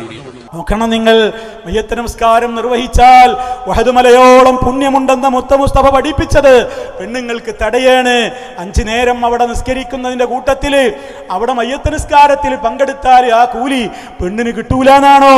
പെണ്ണുങ്ങളോട് നിങ്ങൾക്ക് മയ്യത്ത് നിസ്കാരമില്ല, ഹറമ് പോയാലും ഇല്ല, നാട്ടിലും ഇല്ല എന്ന് പഠിപ്പിക്കുന്ന ഒരവസ്ഥ. ആരാണിവിടെ നന്മ മുടക്കുന്നത്? ഒരു ഭാര്യ മരിച്ചാൽ ആ ഭാര്യയ്ക്ക് വേണ്ടി ഭർത്താവിന് മയ്യത്ത് നിസ്കരിക്കാൻ ആഗ്രഹമുണ്ടാവില്ലേ? ആ ഭർത്താവിന് വേണ്ടി ഭാര്യയ്ക്ക് മയ്യത്ത് നിസ്കരിക്കാൻ ഏറ്റവും ആഗ്രഹമുണ്ടാവില്ലേ? മകൻ മരിച്ചാൽ ഉമ്മക്ക് ആഗ്രഹമുണ്ടാവില്ലേ? ആങ്ങള മരിച്ചാൽ പെങ്ങൾക്ക് ആഗ്രഹമുണ്ടാവില്ലേ? ആ ആഗ്രഹങ്ങളെയല്ലേ മുസ്ലിയാക്കളെ നിങ്ങൾ തടയുന്നത്? ആരാണിവിടെ നന്മ മുടക്കികൾ? അല്ലാഹുവിന്റെ റസൂൽ സല്ലല്ലാഹു അലൈഹി വസല്ലമയുടെ കാലത്ത് എത്രയോ ജനാസകൾ കൊണ്ടുപോയിട്ടുണ്ട്. അവർ മയ്യത്ത് കൊണ്ടുപോകുമ്പോൾ ഉറക്കെ ദിക്റുകൾ ചൊല്ലിയിട്ടില്ല. മരിച്ചയിടത്ത് ഇരുന്നു കൊണ്ട് അവർ യാസീൻ ഓതിയിട്ടതിന്റെ പ്രതിഫലം ആ മയ്യത്തിന് നൽകണേ എന്ന് പറയുന്ന രീതി മുത്ത് മുസ്തഫ നമുക്ക് കാണിച്ചിരുന്നിട്ടില്ല. അതൊക്കെയാണ് മുജാഹിദുകൾ ചെയ്യാതിരിക്കാറുള്ളത്. അതേ അവസരത്തിൽ അവർക്ക് വേണ്ടി മയ്യത്ത് നിസ്കരിക്കുന്നു. ഖബറിന്റെ അടുക്കലേക്ക് ജനാസയുടെ പിന്നാലെ മരണത്തെ കുറിച്ചുള്ള ചിന്തയോടുകൂടി മൗനമായി അവർ മയ്യത്തിന്റെ പിന്നാലെ നല്ല പേടിയോടെ, ഞാനും ഇതേപോലെ ഖബറിൽ പോയി കിടക്കേണ്ടവനല്ലേ? ആ കട്ടിലിൽ കിടക്കുന്ന മനുഷ്യനെ പോലെ അയാളുടെ എല്ലാം അവസാനിച്ചില്ലേ? അയാൾക്കിനി സൽക്കർമ്മങ്ങൾ ചെയ്യാൻ അവസരമില്ലല്ലോ. ജീവിച്ചിരിക്കുന്ന എനിക്കല്ലേ അതിന് അവസരം? ഞാനൊന്ന് നന്നാവണം എന്ന ചിന്തയോടെ ആ ജനാസയെ ഭക്തിപൂർവം പിൻഗാമികളായി, അല്ല, ആ ഭക്തിപൂർവം ആ ജനാസയെ പിന്നിൽ പോകുന്ന ആളുകളായി സലഫികൾ പങ്കെടുക്കുന്നു. ഖബറടക്കി കഴിഞ്ഞാലും ആ ജനാസക്ക് വേണ്ടി ചോദ്യോത്തര സമയത്ത് റബ്ബേ അദ്ദേഹത്തിന് ഉത്തരം തോന്നിപ്പിച്ചു കൊടുക്കണേ, ഖബറിലുള്ള പേടികളിൽ നിന്ന് രക്ഷപ്പെടുത്തണേ, ഖബർ വിശാലമാക്കി കൊടുക്കണേ, പാപങ്ങൾ പുറത്തു കൊടുക്കണേ എന്നിങ്ങനെ അർത്ഥം വരുന്ന ദുആകൾ ആ മയ്യത്തിന് വേണ്ടി പ്രാർത്ഥിച്ചു കൊണ്ടിരിക്കുന്നു. മരണാനന്തരം മാതാപിതാക്കൾക്ക് വേണ്ടിയും അല്ലാത്തവർക്ക് വേണ്ടിയുമൊക്കെ നമ്മുടെ ദുആകളിൽ നമ്മൾ പ്രാർത്ഥിച്ചു കൊണ്ടേയിരിക്കുന്നു. അല്ലാഹുമ്മ ഗ്ഫിർ ലിൽ മുഅ്മിനീന വൽ മുഅ്മിനാത്ത്, സത്യവിശ്വാസികളായ പുരുഷന്മാർക്കും സ്ത്രീകൾക്കുമൊക്കെ നീ പൊറുക്കണേ അല്ലാ എന്ന് നമ്മൾ പ്രാർത്ഥിക്കാറില്ലേ? മരിച്ചവർക്ക് വേണ്ടി പ്രാർത്ഥിക്കാത്തവരാണോ നമ്മൾ? 5 നേരത്തെ നിസ്കാരങ്ങളിലും നമ്മൾ അസ്സലാമു അലൈനാ, ഞങ്ങളുടെ മേൽ രക്ഷ ചൊരിയണേ അല്ലാ, വഅലാ ഇബാദില്ലാഹിസ് സാലിഹീൻ, സാലിഹീങ്ങളായ അല്ലാഹുവിന്റെ അടിമകൾക്കും രക്ഷയുണ്ടാവട്ടെ എന്ന് നിസ്കാരത്തിൽ പ്രാർത്ഥിക്കുമ്പോൾ ജീവിച്ചിരിക്കുന്ന സാലിഹീങ്ങൾക്ക് വേണ്ടിയും മരിച്ചുപോയ സാലിഹീങ്ങൾക്ക് വേണ്ടിയും നമ്മൾ 5 നേരത്തെ നിസ്കാരത്തിൽ അത്തഹിയാത്തിൽ ദുആ ചെയ്യാറില്ലേ? എവിടെയാണ് നമ്മൾ നന്മ മുടക്കാറുള്ളത്? ഏത് നന്മകളും നന്മകളായി നമ്മൾ അറിയുന്നത് എപ്പോഴാണ്? മുത്ത മുസ്തഫ പഠിപ്പിച്ചെങ്കിൽ മാത്രമാണ്.